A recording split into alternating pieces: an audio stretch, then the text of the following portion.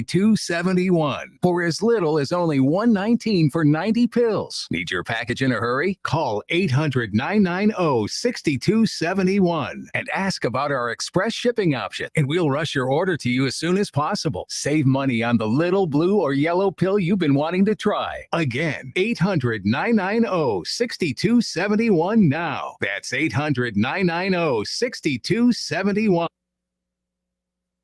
There's no place like Panera. Enjoy a toasty sandwich served on fresh baked focaccia or a refreshing salad with sweet berries. Panera.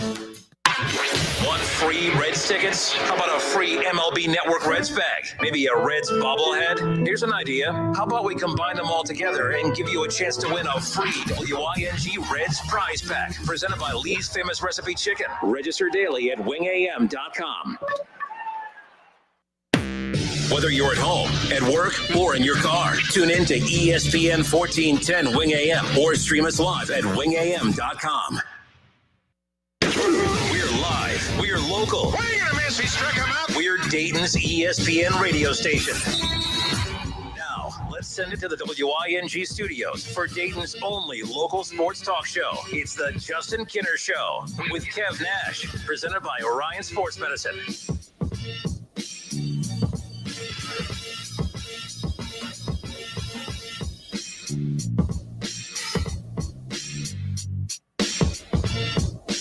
All right, everybody, welcome in. It's the Justin Kinner Show with Kev Nash. Mine is Kev Nash today here on a Wednesday. Hope everyone's had a great day. I'm Justin Kinner. I'll be with you for the next 3 hours. You can catch the Justin Kinner Show weekdays from 3 to 6 p.m. right here on Dayton's ESPN radio station, 1410 Wing AM. We have a lot to dive into today. A lot of news coming out of Browns and Bengals camp. The Cleveland Browns will be without Baker Mayfield for their preseason opener coming up this Saturday.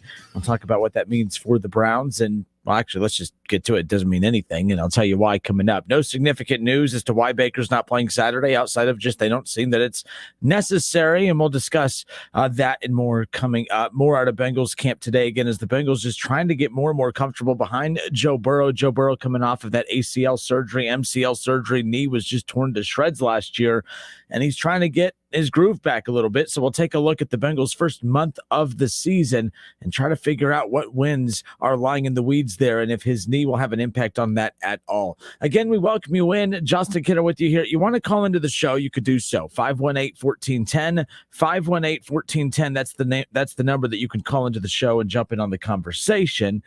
So there you go. Okay, we want to do this. We will open up with it. That's fine. Jake Whiting right off the bat says, whoa, Baker getting a day off. You need to rip the Browns for that. I rip the Browns for a lot of stuff. For instance, Denzel Ward has, been out for a couple days because he has another injury. So he's in mid-season form as far as I'm concerned.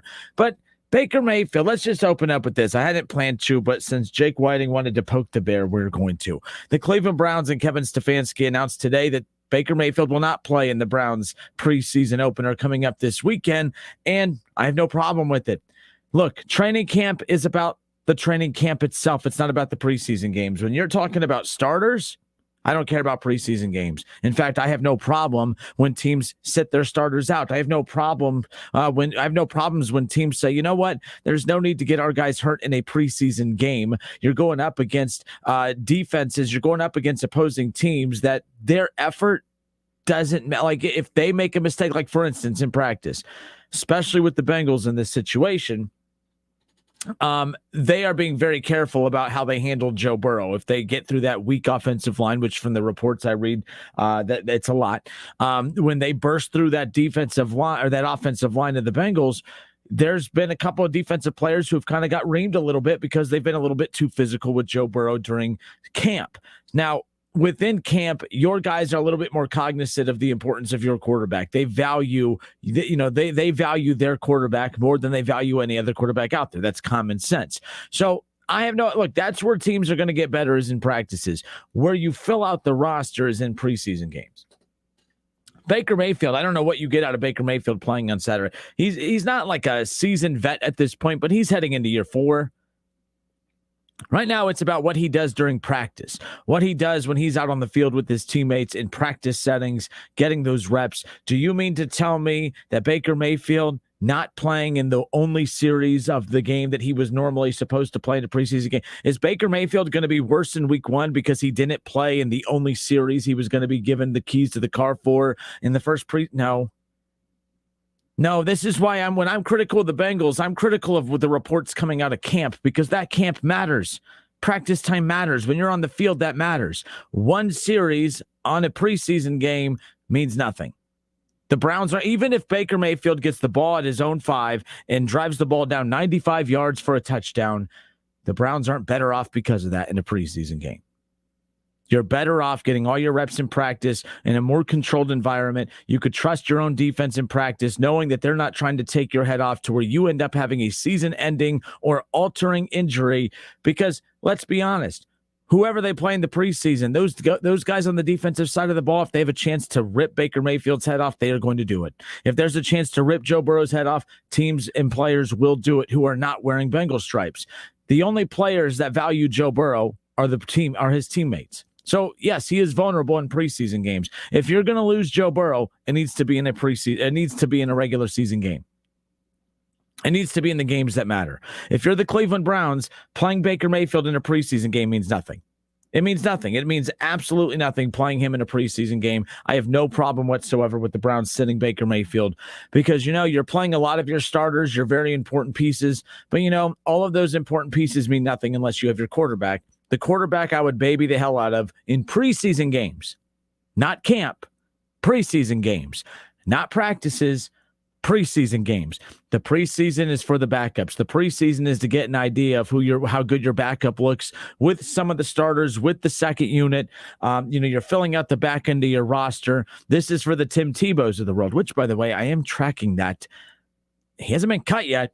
They look like they're well on their way to finding a way to make that work. I'm not going to be as surprised. I thought whenever the news came of Tim Tebow joining Urban Meyer in Jacksonville, I thought that, I didn't think there was a good chance he was going to make the roster. I'm hearing good things about Tim Tebow at camp, but we'll talk about that later. But we are live on Facebook.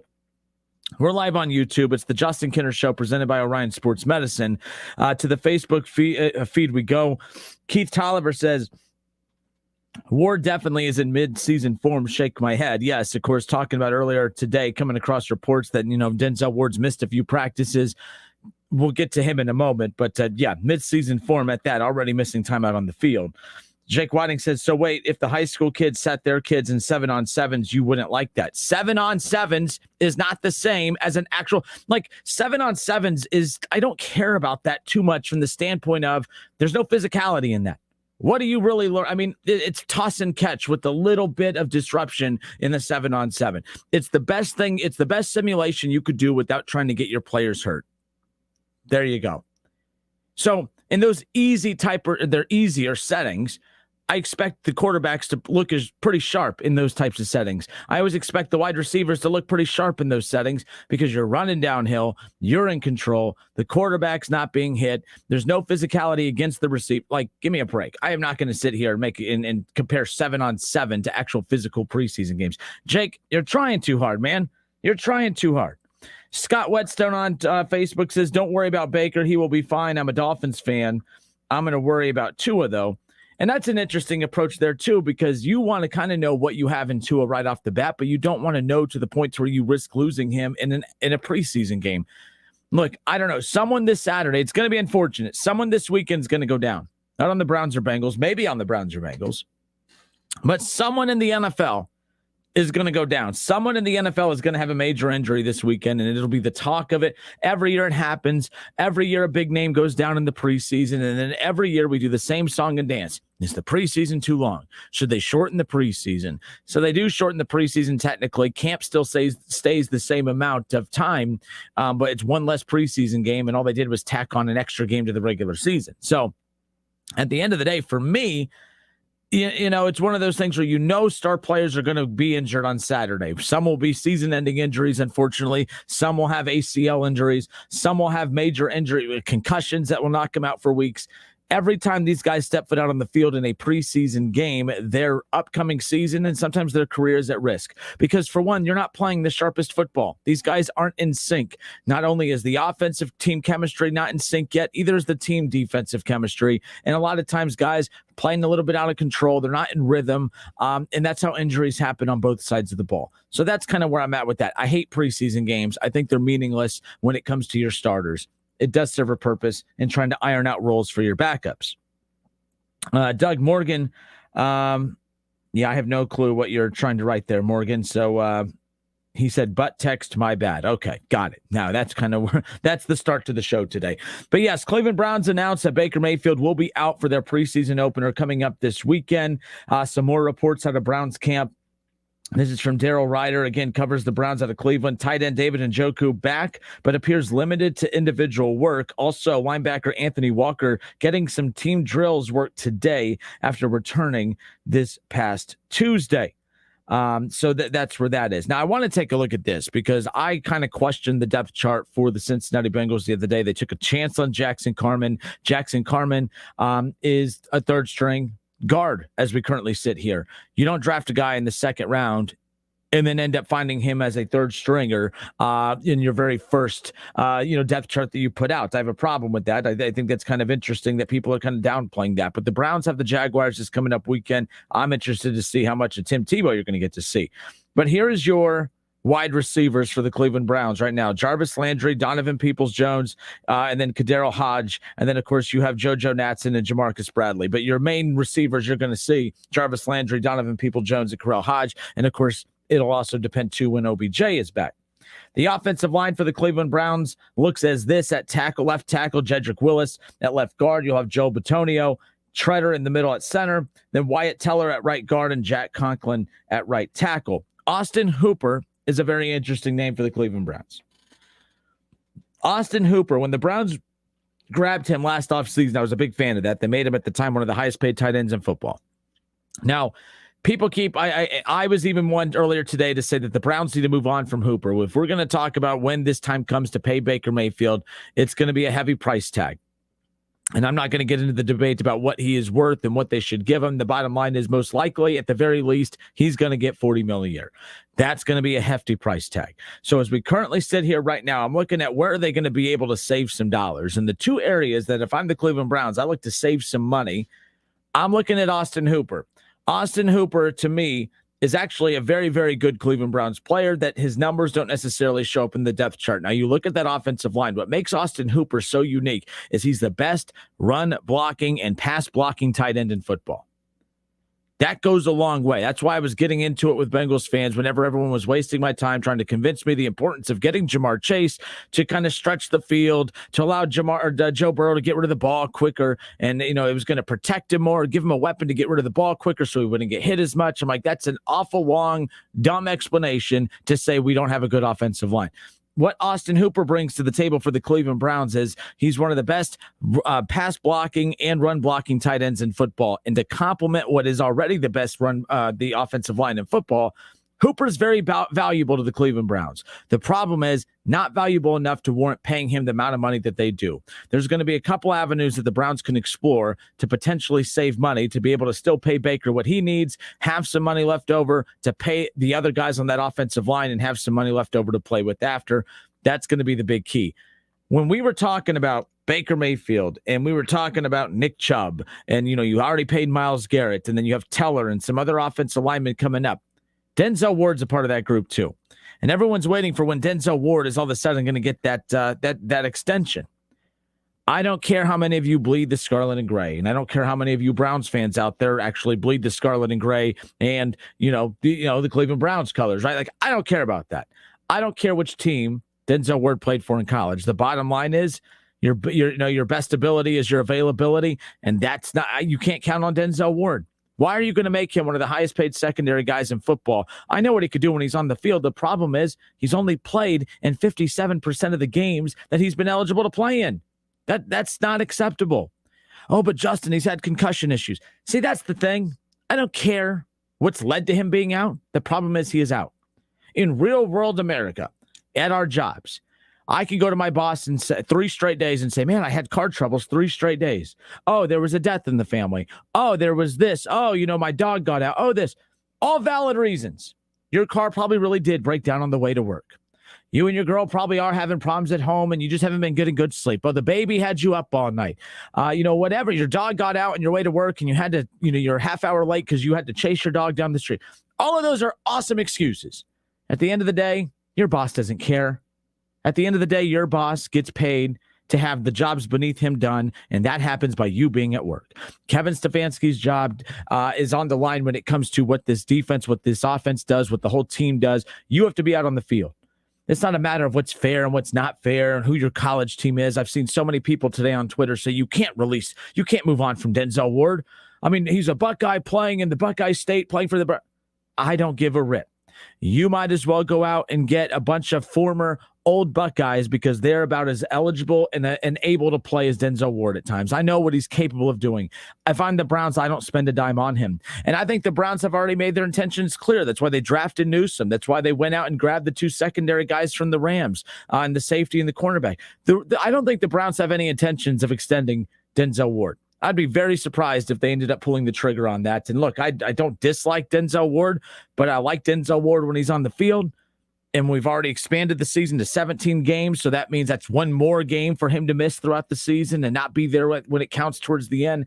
To me, the Browns, when you start looking at all the strengths that they have, you do not have to pay Denzel Ward. I move on from Austin Hooper. I think I think that you have to get weak at some areas. That's the thing. This is why I've always preached the importance of winning when your quarterback's on a rookie deal, because then you have the money to pay for your luxuries like an Austin Hooper, to pay for your luxuries like an Odell Beckham Jr., to be able, that's why they're able to do that. The Bengals are screwing this all up. They had the opportunity to go all in on an offensive line, to go all in on a couple key position groups, to be the best at something.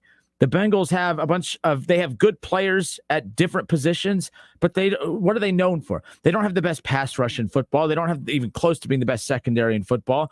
They don't have the best run game in football. They don't have the best receivers in football. They definitely don't have the best OL in football. But, they have DJ Reader. They have a couple key players. They have Bates. They have very, very good players at random positions. But who the hell are the Bengals? This is why I've always said, go all in on 1 or 2 position groups.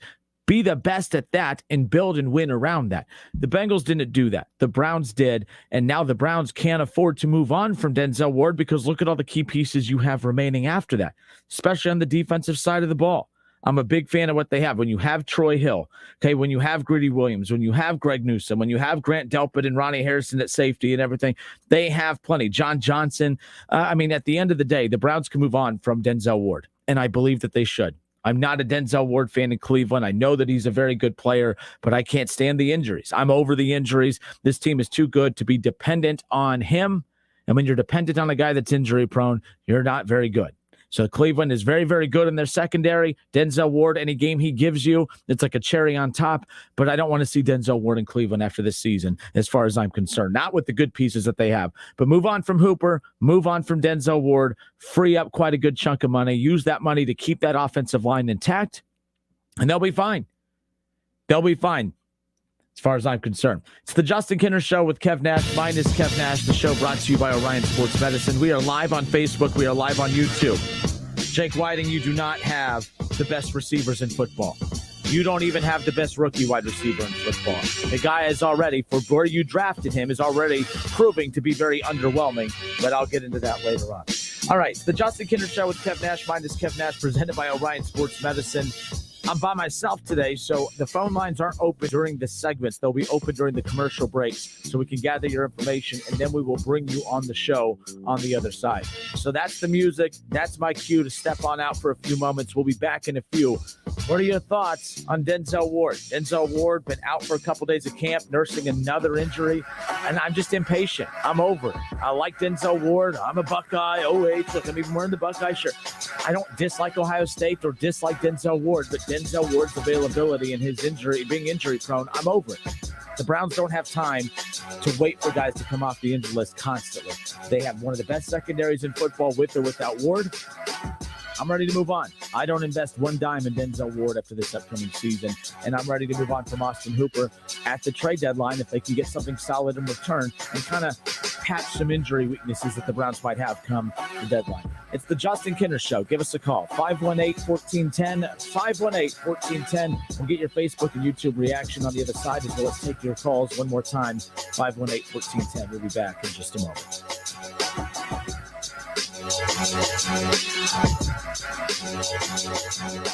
It's the Justin Kinner Show with Kev Nash, presented by Orion Sports Medicine.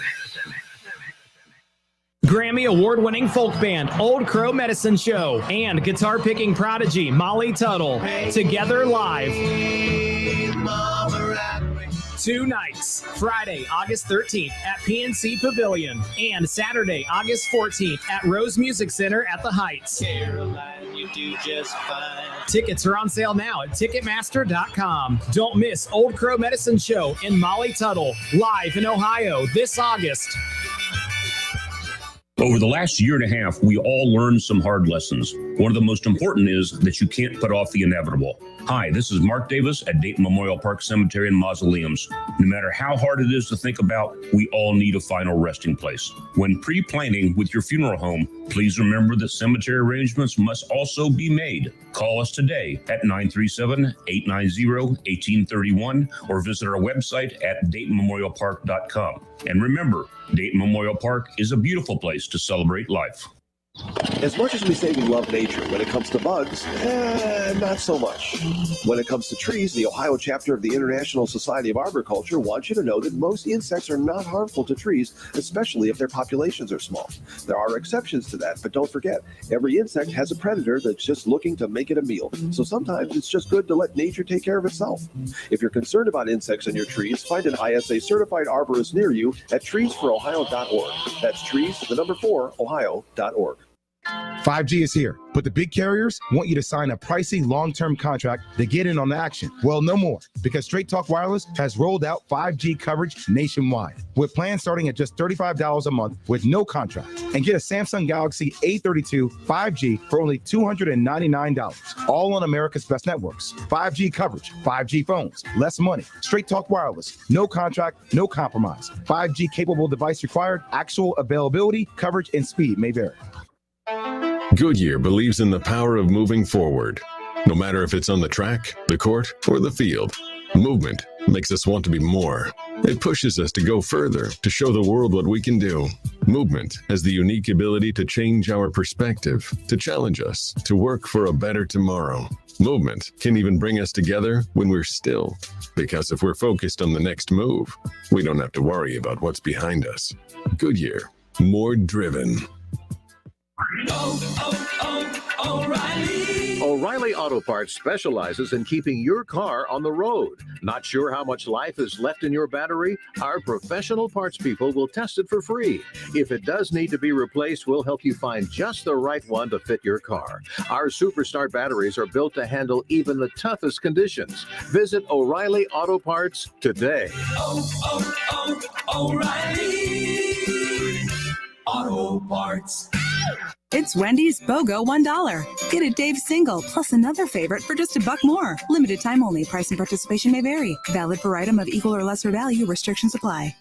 He's a former Buckeyes great and now a college football Hall of Famer. And don't forget about his 13 years of NFL experience playing for the Eagles, Dolphins, Jets, and the New England Patriots. He's Dayton's own Keith Byers. Hang out with him every Monday at noon on the Keith Byers Show, presented by Lee's Famous Recipe Chicken. All sports, all the time. This is 1410 ESPN Radio.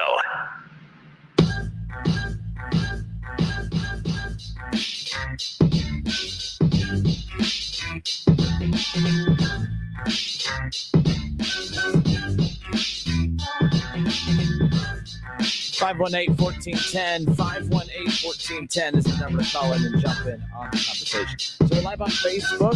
Search the Justin Kinner Show. Jump in on the conversation there. We opened up, of course, a couple Browns news and notes. Baker Mayfield will not play at all in the preseason game coming up on Saturday. No injury, not beat up. Just no need to play him. And I'm not just defending the Browns because it's the Browns and I'm a Browns fan. If the Cincinnati Bengals come out and say no Joe Burrow in the preseason game, I'm going to be like, that's probably a smart move. I'm completely fine with every team out there sitting their starters, or at least their starting quarterback. Starters, I think, need to be out there. And I also have no problem with the quarterback maybe playing one series, but at the end of the day, I'm like, I don't know what that one series does. Does that one series with 2 completions, maybe a touchdown, a couple handoffs, does that do anything? No, it doesn't.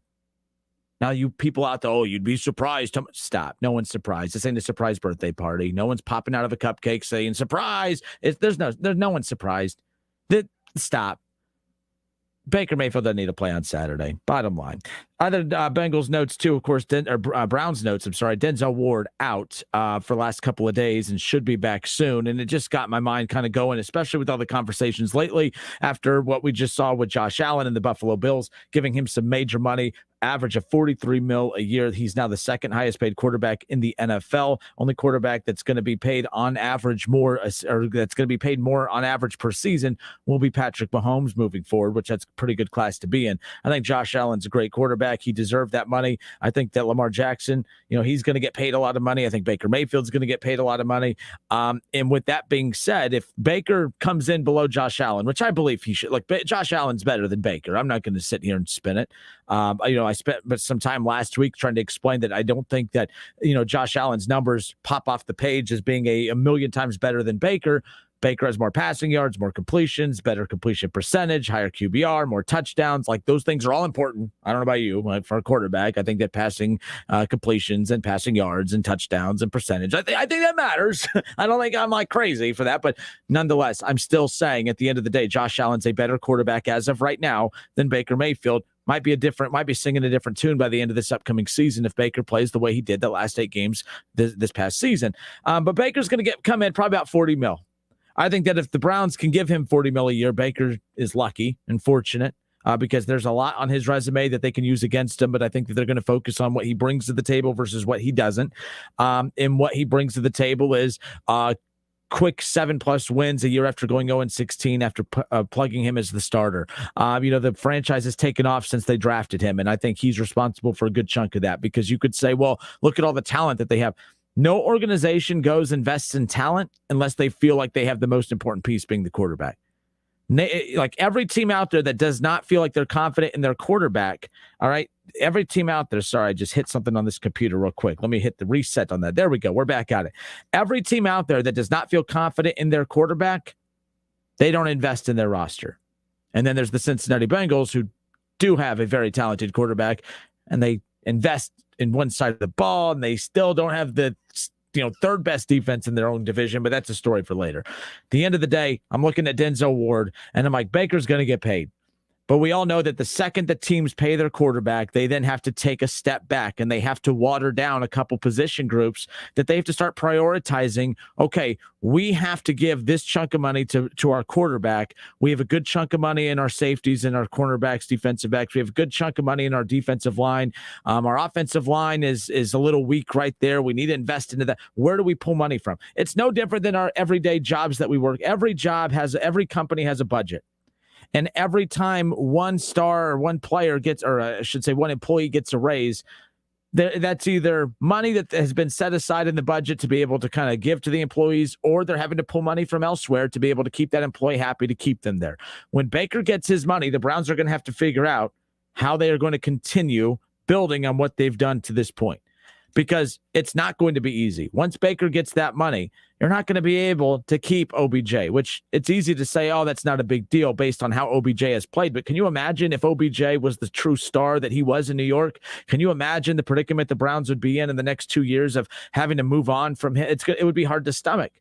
OBJ is kind of making it easy to stomach if they move on from him after this year, mainly because, you can't miss something that was never here. And although he was technically physically here and his jersey was here, the OBJ from New York has technically not showed up yet. So you can't miss something that's never been here. But my point is the Browns are going to have to pull money from somewhere.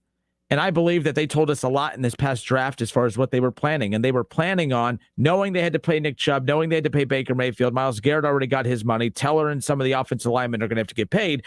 The Browns are sitting there saying, we're going to have to lose a good star. Was it going to be Nick Chubb? Is it going to be Baker Mayfield? They're going to move on from Myles Garrett, which that wasn't going to happen, right? It's very obvious. There was no way in hell they were going to be able to keep Baker Mayfield, Denzel Ward, Nick Chubb, and all those guys. Denzel Ward's the weak link. And it's not because of lack of talent. It's because his lack of availability. And at the end of the day, that is all that matters. Kelly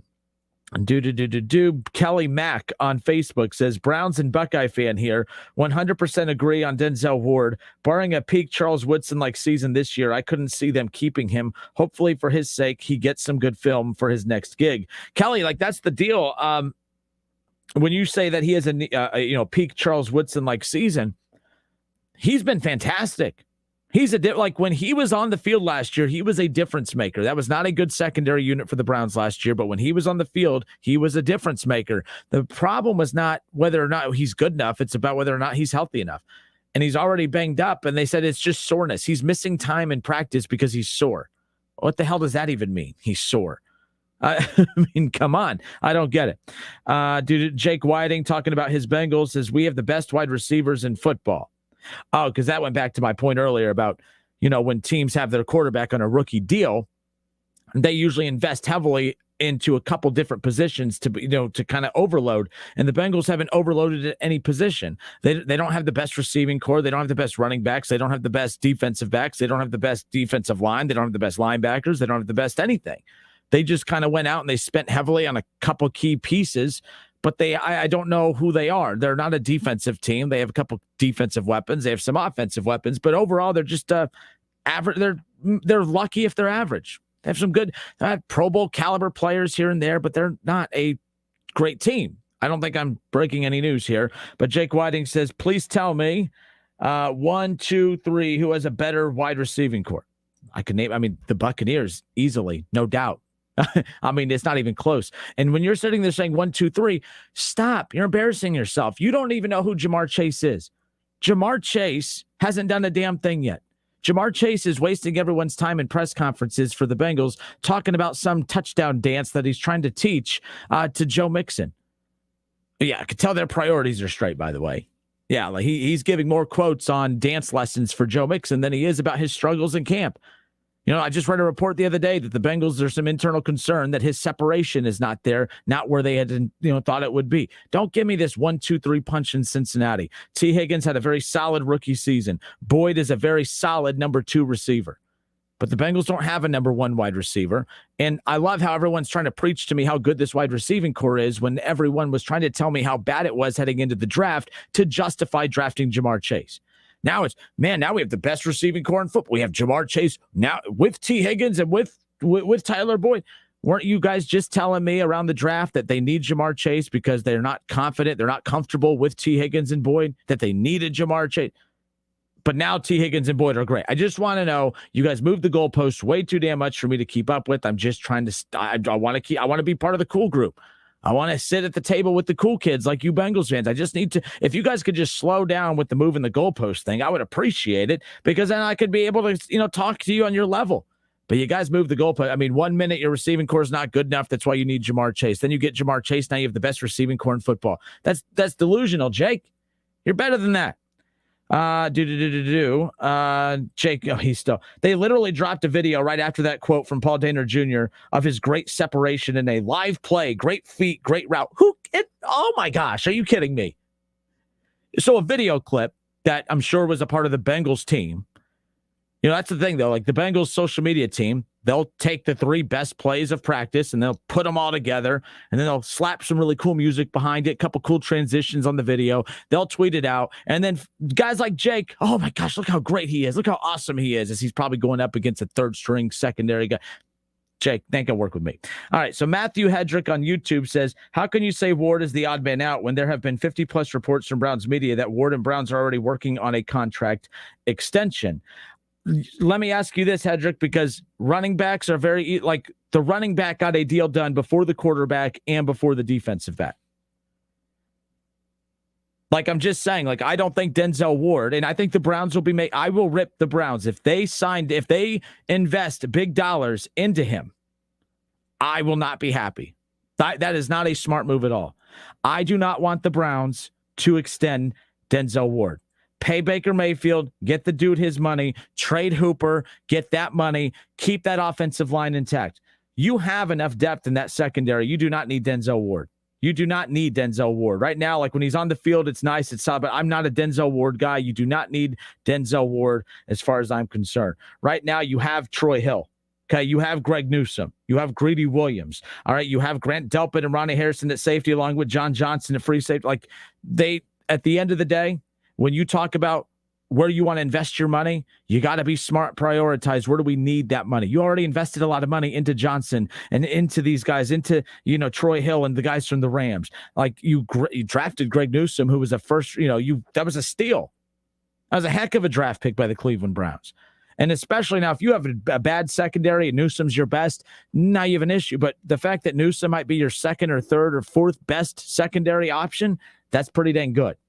I just think that those moves right there, the fact that you already had Denzel Ward, and you look at who they've grabbed the last couple of years with Greedy Williams and Delpit and some of these other, cornerbacks and safeties, they could have gone in a lot of different directions with that first and second round pick. And instead they focused in the free agency on their secondary. That's why they got Troy Hill. That's why they went out, of course, and they got John Johnson. And that's why I just think that they are planning right now for life without it. I know there's reports coming out that they're having conversations. Well, I'm pretty sure that the agent of Denzel Ward is trying to have conversations with the front office. But I'm telling you, for one, I'll be very surprised if they give him his money before Baker. And two, if they give him his money before Baker, even if they give him his money after they give Baker his money, I'm going to have a huge issue with that. Do not invest money into players that can't stay healthy. It just doesn't make sense to me. I think it would be a dangerous move. The Browns have made they're on a roll. Their last bad move they made was Freddie Kitchens. Since they fired Freddie Kitchens, I mean, when Andrew Berry, he's hitting 1,000, man. Like, the dude can't miss. He's not foul tipping. He's not slow roller to shortstop. These are home runs. Every single decision he has made. The next decision he makes, it'll be a bad one, will be giving Denzel Ward that money. That's kind of where I'm at. Ward and Treader will be next. Baker's contract will be next year. They got to get Treader done. And Baker wouldn't surprise. And by the way, Matthew, I agree with you. Baker could potentially be done next year. I think that the Browns want to make sure that Baker could build off what he did last year. If Baker takes a step back this year, I still think Baker gets paid in a year no matter what. I just think that what Baker's playing for this year is how much money he's going to get. Baker's the quarterback of the future for the Browns. It's just right now Baker's playing for his financial future. If he balls out the way he did in the last half of last year, he's going to get that $40 million. But if he comes out and takes a step back and he throws less than 28 touchdowns, let's say he throws for 23 touchdowns and his interceptions go up and he throws about 12 or 13, he's not getting that 40. They're going to go in at that 37, 38 range. It's still a good deal for the Browns because they've proven they can win with him. Is he an elite quarterback? If that's his stat line this year, no. But it's kind of a win-win for both sides. Baker still gets paid. He still has his job. The Browns still have a quarterback. They don't want to go back to the drawing board as far as I'm concerned. But Matthew also says still would rather have Ward over Greedy. I get that, but like I said, there's still other holes that they're going to have to address, and you're going to lose some guys due to having to pay Baker, as far as I'm concerned. Jake Whiting says, no, it was a reporter, either James Rapine or Jay Morrison tweeted it, and it was against Awuzie. Awuzie. By the way, I don't know why Bengals fans are so excited about Awuzie. Look, I'm a Cowboys fan. I couldn't be more excited to watch Awuzie go. Awuzie, my goodness. I was not a fan of Awuzie. First of all, the Cowboys had one of the worst defenses in football the last couple of years, along with the Bengals, and all the Bengals did is take one of the pieces away from one of the worst defenses in football and added it to their worst defense in football, and then they bragged about it. Good luck with that, Awuzie. As a Browns fan, I love that you got Awuzie, to be quite honest with you. Trade OBJ for something. Donovan Peoples-Jones has been a camp standout, and he loves Higgins and Jarvis. Look, I love Donovan Peoples-Jones. Donovan Peoples-Jones has had a great camp, but all that means nothing if he doesn't have a great regular season impact. Like, if he goes to the regular season and doesn't make an impact at all, I don't really care about camp. But to your point, Jake, he has had a great camp. You're starting to feel good about him. I just think everything that we are watching right now is OBJ is here for the win now portion of this while they can afford him. Once Baker gets paid, once they get Teller taken care of, OBJ's as good as gone. This is OBJ's last season. I don't see OBJ with the Browns after 2021. I just don't see it. The Browns have too many big decisions to make over the next year and a half. OBJ should not be a guy that you let get in the way of that. If OBJ has a great, it's twofold here, and here's why. If OBJ ends up having a bad season or just an average season, that means he hasn't done enough to justify bringing him back. Okay? That's where I'm at with that. Now, here's the deal. If OBJ has a great season, if he has 1,000 yards receiving, if he has double-digit touchdowns, if he's a top 5 wide receiver by the end of the year, that means Baker had a great year. Baker's going to get paid bank, and then they can't afford OBJ to begin with. So that's where I'm at with that. Like, that's why I'm like, OBJ's gone after this year one way or another. The Browns are being they're being stingy when it comes to him because I think they want to get one good impact year of OBJ. I think it would really stink if the Browns bring OBJ in and for 3 seasons you get average, injured, average. And then you lose him. A team like the Patriots or somebody brings him in, and then he's back to being a Pro Bowl wide receiver. I think that would not sit well in the stomach of Andrew Berry in that front office. I think that's why they're being stingy. They're like me.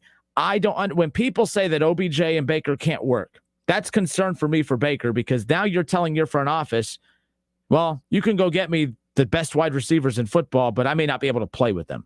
I've never heard of an elite quarterback that can't play with an elite wide receiver. So I'm also not willing to say that OBJ is overrated. I would like to see him in a comfortable year where the offense is comfortable, where the offense is set, where he's not injured and trying to battle that. Like, this will be that year. Great head coach, great stability, best offensive line in football, a balanced offense, an experienced offense from the year before. If OBJ balls out this year, that means Baker balls out, which means Baker gets paid bank next year. Then they can't afford him. If Baker doesn't play well and OBJ's numbers are crap, they're moving on from OBJ. He will not be here in 2022. That's kind of where I'm out with that. What time we got? See, I don't have Kev here to keep me on track of what time. So, the Justin Kinner Show with Kev Nash minus Kev Nash. Yesterday, we had Kirk Herbstreit on. We'll have some of that conversation coming up for you at the top of the hour. Had a couple people reach out that missed it. We will have that coming up for you here in 10 minutes. A lot of great stuff there. He talks about his new book and then has a couple stories from his playing days at Centerville and some Ohio State conversation as well about the Buckeyes quarterback situation and kind of the challenges that are in store for Ryan Day and some of the other top college programs in the country. All right, we'll step away for a few moments. I'll get back to your reaction. 518-1410, 518-1410 is the number to call in and jump in on the conversation. Also get more social media conversation rolling too when we get back on the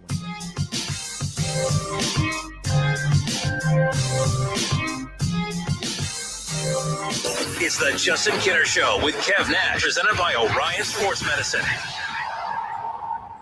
Greatness. It's not born of coincidence. It's not a product of luck. It's forged through dedication, drills, and the acquisition of new skills. Wanting won't get you there, but sweat equity just might. Timothy's Bar and Grill on Brown Street wants to wish the Dayton Flyers Red Scare the best of luck in their journey through the basketball tournament. Wear red, be loud, go Flyers! When the doctor told us about my mom's cancer, it made me feel so helpless. Until I called the Leukemia and Lymphoma Society and spoke with Grace, who answered all of my questions about the disease, treatment options, and cancer-related expenses. Her support and compassion made us feel whole again. Today, I'm calling Grace to let her know my mom is beating cancer. To learn more, visit lls.org. With Amdro, you can enjoy your backyard like never before.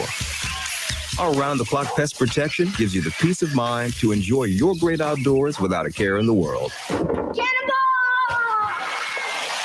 Okay, we can't defend you against the splash zone. But when it comes to ants and other pests, we've got you covered 24/7. Find Amdro in the insecticide aisle at your nearest retailer.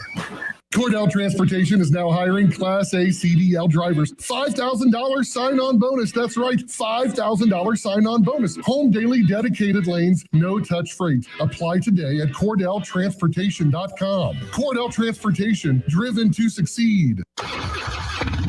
This is the sound of a popular American motorcycle. It's the sound of freedom, the open road, really good times. And this is what it sounds like with a drunk guy in How do you like the sound of that? Cops are cracking down on drunk motorcycle riders. If you ride drunk, you will get caught and you will get arrested. Drunk riding. Over the limit, under arrest. Paid for by the U.S. Department of Transportation. Well, Jason, I've got to tell you, you're pretty much everything this company is looking for in an entry-level candidate. Great. Your resume isn't quite what we're used to, but you've got a fantastic work ethic. Thank you. And I'm impressed by how you carry yourself. So, should we talk about the job? What? The job? Oh, sorry. Yeah, I have no way of recruiting or even meeting you. This interview didn't happen. It may sound ridiculous, and that's because it kind of is. There's a huge pool of talent your company is missing out on. Meet the grads of life. Who are they? Talent worth knowing about. Young adults of unique determination and experience. An ideal fit for your company in an entry-level position, internship, or even mentorship. They might not have every qualification you typically look for, but they're exactly who your company needs. Man, we really could have used him. Don't miss out on a resource many innovative companies have already discovered. Go to gradsoflife.org to learn how to find, cultivate, and train this great pool of untapped talent. Brought to you by the Ad Council and gradsoflife.org. Excuse me. I know you have a 9 o'clock, so I'll keep this short. I'm the business suit in the back of your closet. You wore me nearly every day before your office went, quote, casual. I used to be the CEO of your closet. Now I'm just that one intern no one ever talks to. I always thought you'd circle back with me, get granular, keep me in the pipeline. But nada, nothing. Don't you remember the McKittrick presentation? You spilled coffee on me and I still looked amazing during the breakout talkback Q&A. So I think it's time for me to move on. I've got a great resume and I absolutely crush it in interviews, okay? Let's make this a clean break. Shift the paradigm. The only thing I ask is that you think outside the box here and do this. Take me to Goodwill, where I can really make a difference. Your donations to Goodwill create new jobs, training programs, and education assistance for people in your community. To find your nearest donation center, go to goodwill.org. Donate stuff, create jobs. A message from Goodwill and the Ad Council.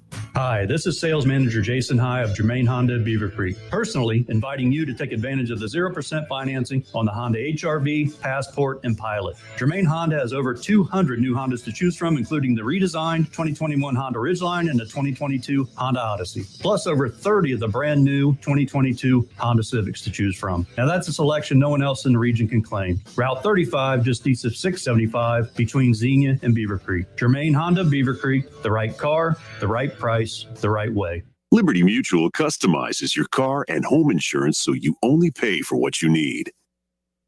Liberty, liberty, liberty, liberty. The Justin Kinner Show with Kev Nash, presented by Orion Sports Medicine. Weekdays at 3 p.m. right here on Dayton's ESPN radio station, 1410 Wing AM.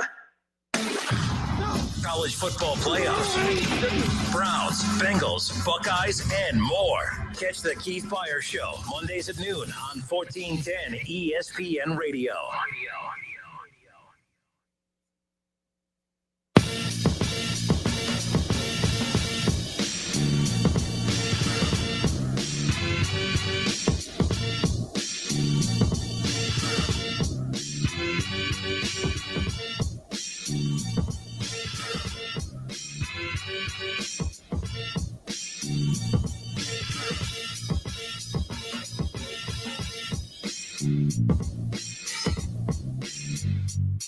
Our conversation with Kirk Herbstreit coming up here in just a few moments. Top of the hour here, 5 minutes from now. I'm Justin Kinner. Welcome back.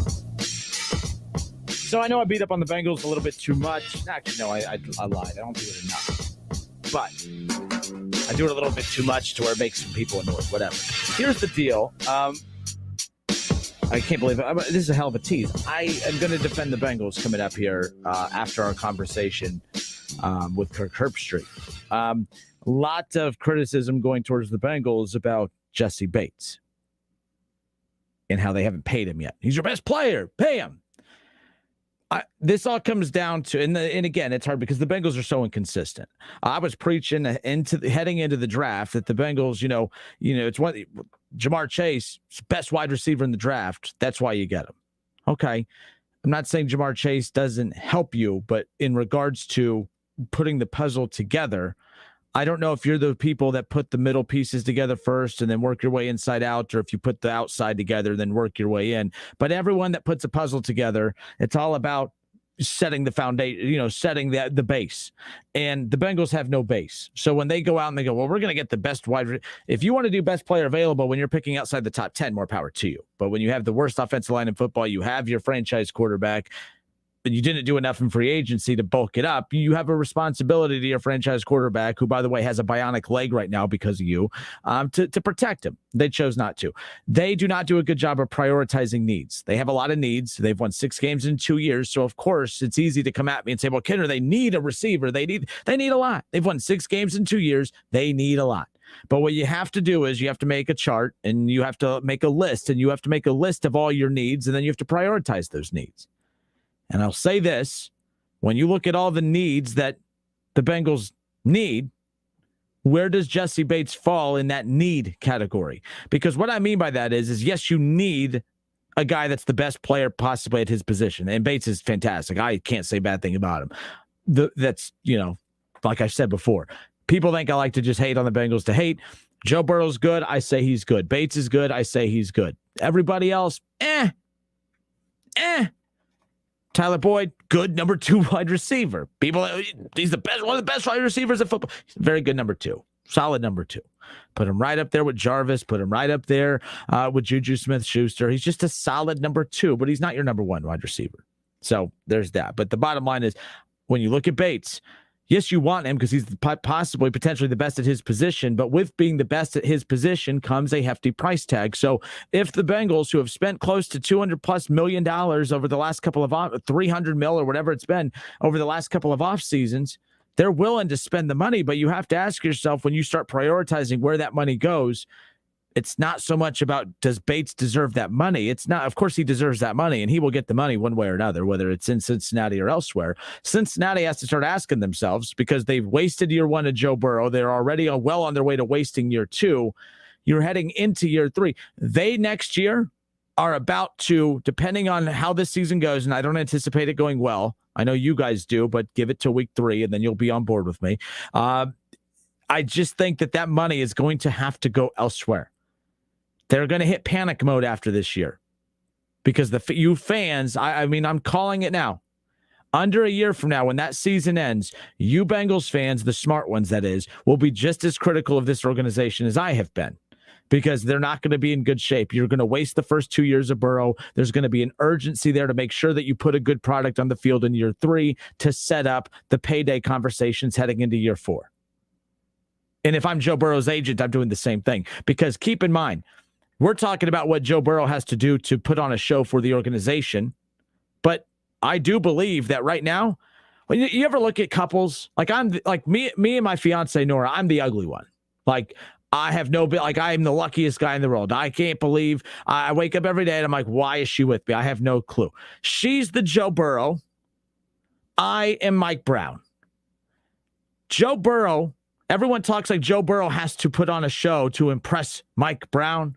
Nora doesn't have to put on a show to impress me. I have to do everything I can. I have to raise my game to impress her. I have to work for her to keep me. She doesn't have to work that hard. I have to work 1,000,000 times harder to keep her, because she's out of my league.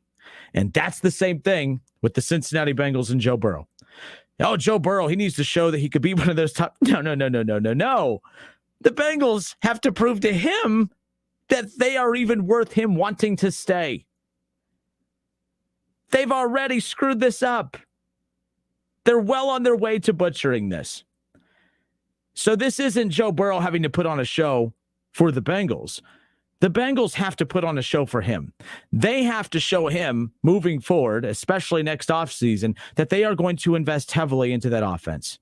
And if that means having to shake things up with the receiving core, then so be it. If that means having to move on from Joe Mixon, then so be it. If that means having to literally buy piece by piece by piece to keep that offensive line, not just keep them upright, but to keep him upright, they are going to have to do it. This isn't about Joe Burrow putting on a show for them. This is about them putting on a show for him, because they haven't been very faithful to him. Let's just put it that way. They've shown the defense more attention than him. I have a problem with that. He should have a problem with it too. So at the end of the day, when you think about Bates is in a situation where he deserves being one of the highest paid at his position in football. But the Bengals are sitting there saying, we've already invested a ton of money into this defense. we have to start forking over some of that money to the offense. We have, I honestly think that that's what's leading to the dragging of the feet with Bates. It's not that the Bengals don't want Bates, but what's the point of paying Bates and making him the highest paid at his position in football because he's the best player at his position in football? What good does that do you, big picture? Because if you don't invest money into the offense after you butcher it again this season, you're going to have to go get a really good head coach. How do you get a really good head coach? You have to have some kind of drawing piece to get that coach here. You're lucky you have Joe Burrow. But if you think that a head coach out there on the free agent market, whether it's Sean Payton after this upcoming year or whoever, if you think that they're going to want to come to Cincinnati to take over a disgruntled Joe Burrow who maybe has one more year before he says, get me the hell out of here, that you're going to attract that. So you have to have your quarterback. They have that. But they also have to have cap space and flexibility. They're going to have that. Otherwise, they're not going to be a very alluring option. So that's kind of where I'm at. I didn't mean to get into that this exact moment, but I'm telling you right now, the Cincinnati Bengals and Bates, I don't have an issue with them dragging their feet when it comes to Bates as far as I'm concerned. So there you go.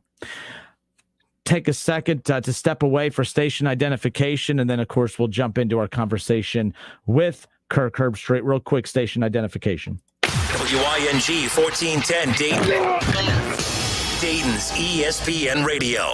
All right, Justin Kinner with you here on a Wednesday. A couple Facebook reactions there again. Look, I never defend the Bengals. Bottom line is the Bengals have to do a better job with their priorities and prioritizing their needs. You need Bates, yes. You want Bates, yes. But you can also go get a solid player at his position for less money and then use the money you save there to load up that offense, because they've had 2 off seasons to get that defense right. And I have a feeling back-to-back off seasons of spending over $100 million on that defense, they're still going to have the worst defense in the AFC North. And then you're going to be sitting there saying, well, now what? So they're going to have to either continue shelling over money into that defense, or at some point they're going to have to shell over money to that offense. And I think that that's what's going to be the main focus as far as that goes. All right, let's switch gears here. Again, I'm Justin Kinner. It's the Justin Kinner Show presented by Orion Sports Medicine. Yesterday, we had the chance to catch up with Kirk Herbstreit. We got to talk about, shared a couple stories of, playing at Centerville, his thoughts on the Ryan Day situation at Ohio State with balancing the super talented and deep quarterback room. You have Jack Miller, you have CJ Stroud, you have Quinn Ewers, who's just coming in right now. Kyle McCord's in there as well. CJ Stroud, it appears as if he's the front runner to be the starter for the Buckeyes. And now it's a matter of who's the backup. If I had to assume up until 3 weeks ago, it would be CJ Stroud, Jack Miller, Kyle McCord. Quinn Ewers coming in. There's a good chance he could be a red shirt. I don't believe he'll be a red shirt. I believe that the kid coming in making this much money and being this much of a star, I have a hard time believing that if he is as good as advertised, that they're going to just force him to redshirt. And I don't think he's going to want a redshirt. I don't think his sponsors are going to want him to redshirt. Now, you could sit there and say, well, Ohio State shouldn't care about his sponsors. You have to care about his sponsors, because if Ohio State screws this up with him, Nick Saban will use that against Ohio State on the recruiting trail. Well, look what they did with Quinn Ewers. They screwed that up. Our guy makes close to 7 figures, and he was the starter from day one, and look what's happening. All right, look what's going on with DJ Uiagalelei at Clemson. I think I said, if I say his name with confidence, you don't even realize that I just butchered it. But Uiagalelei, I think I nailed it. He just got a nice-ass deal with Dr. Pepper. Clemson's set moving forward because that Dr. Pepper deal will most likely be in place for the Clemson quarterback, handing it off from one quarterback to the next. So Ohio State can't afford to screw this up with Quinn Ewers. If it means playing him when he's not ready, just to keep him happy, just to remain relevant on the recruiting trail with quarterbacks, I'm being a little dramatic. I don't think Ohio State falls off a cliff if they mishandle this, but you can't afford to take that risk. Here's our conversation with Kirk Herbstreit on yesterday's show. ESPN college football analyst Kirk Herbstreit hanging out with us here today. Kirk, welcome in, sir. How are you? I'm good. How you guys doing? We are good. And for one, having you on, we're excited about that, but we're also having you on because college football is off, not too far off in the distance. We're pretty excited about that. We're excited to talk about your new book, but I do want to ask you just how you're doing as we head into this season. There's been so much talk of conference realignment with of course, Texas and Oklahoma now in the SEC. The name, image, and likeness. You have Quinn Ewers, who forgoes his senior season at high school and is now at Ohio State the year early. So much college football playoff expansion talk from 4 to potentially 12. How do you narrow it down to the biggest topics that you're focusing on right now? Man, I don't know. You just said a lot right there. I mean, that what you just said is more change than we've seen in the last 20 years, and it's been happening over the course of the last few weeks to months. So I think everybody's a little bit rattled right now, including myself. I think we're trying to kind of get our arms around this. Seems like every turn there's something else that you were saying was the latest. You mentioned Centerville High School. You would have had to, put me asleep to pull me out of missing my senior year with my buddies. That was everything to most of us to be able to play our senior year together with friends and finally being, the senior class. But it's a different day and age. I saw you was already assigned some opportunities, marketing opportunities. So, part of me gets it. And, it's the way the world is evolving. And at the same time, I think it's important, especially with college football, to hold on to some of the great pageantries and history and traditions of this game. I mean, that's what makes the sport special. It's what makes the sport really what it is. And right now, I feel like we're spinning a little bit out of control, where it's all about the money, that, and all about the playoff. You're either in the playoff discussion or you're out of it. And if you're out of it, it's like you might as well not even be playing the season. And that's not real healthy for the sport, especially when you're talking about 4, 5, 6 teams that become relevant on a national level. And you're talking about over 130 teams that feel irrelevant. And that's not a good balancing act to try to create people's interest in a sport when you're strictly talking about 5 or 6 teams. So I think there's a learning curve here for all of us, and we're just trying to do the best we can. And the good thing, as you said, is we're a couple weeks away from the season finally getting started, and we can actually start talking about games instead of all the things going on around the game. Kirk, you brought up an interesting point. We're so caught up in how the name, image, and likeness impacts college, but you talked about it yourself. I mean, how much it would have taken for you to even consider, missing your senior season of high school. Like it just wouldn't happen. So for Quinn to make that decision, it's funny what he's missing out on from a high school experience. But Kevin and I were talking about this a little bit ago, and I wanted your thoughts on this. You being a former quarterback at Ohio State, what is that locker room dynamic like? Because you have Jack Miller, you have CJ Stroud, you have Kyle McCord, who have all been busting their tails to fight for a starting spot. And we don't know that Quinn Ewers is coming in to take anything from these guys. But what is that dynamic like in the locker room when you have these 3 guys who have been working so hard? And not that Quinn Ewers isn't, but he's here based on perception, he's only here a year early because he couldn't make this money while he was in the state of Texas. Does that create a weird dynamic in the locker room that not just Ryan Day, but all coaches are going to have to balance? Or is that just something that people kind of make something out of nothing? What should we look into with that situation? No, it's real, especially how quickly players jump, with the transfer portal. Be interesting to see. Ryan Day, I think, is really good at balancing things and trying to keep each one of the guys hopeful of one day being able to become the starter. But he already had 3 pretty talented guys, and now you throw Ewers, who's probably the most significant Ohio State quarterback recruit they've had in years, and they've been able to have some pretty good ones in the last 15 years or so. So I don't know. I think how it shakes out, it feels like Stroud has the edge.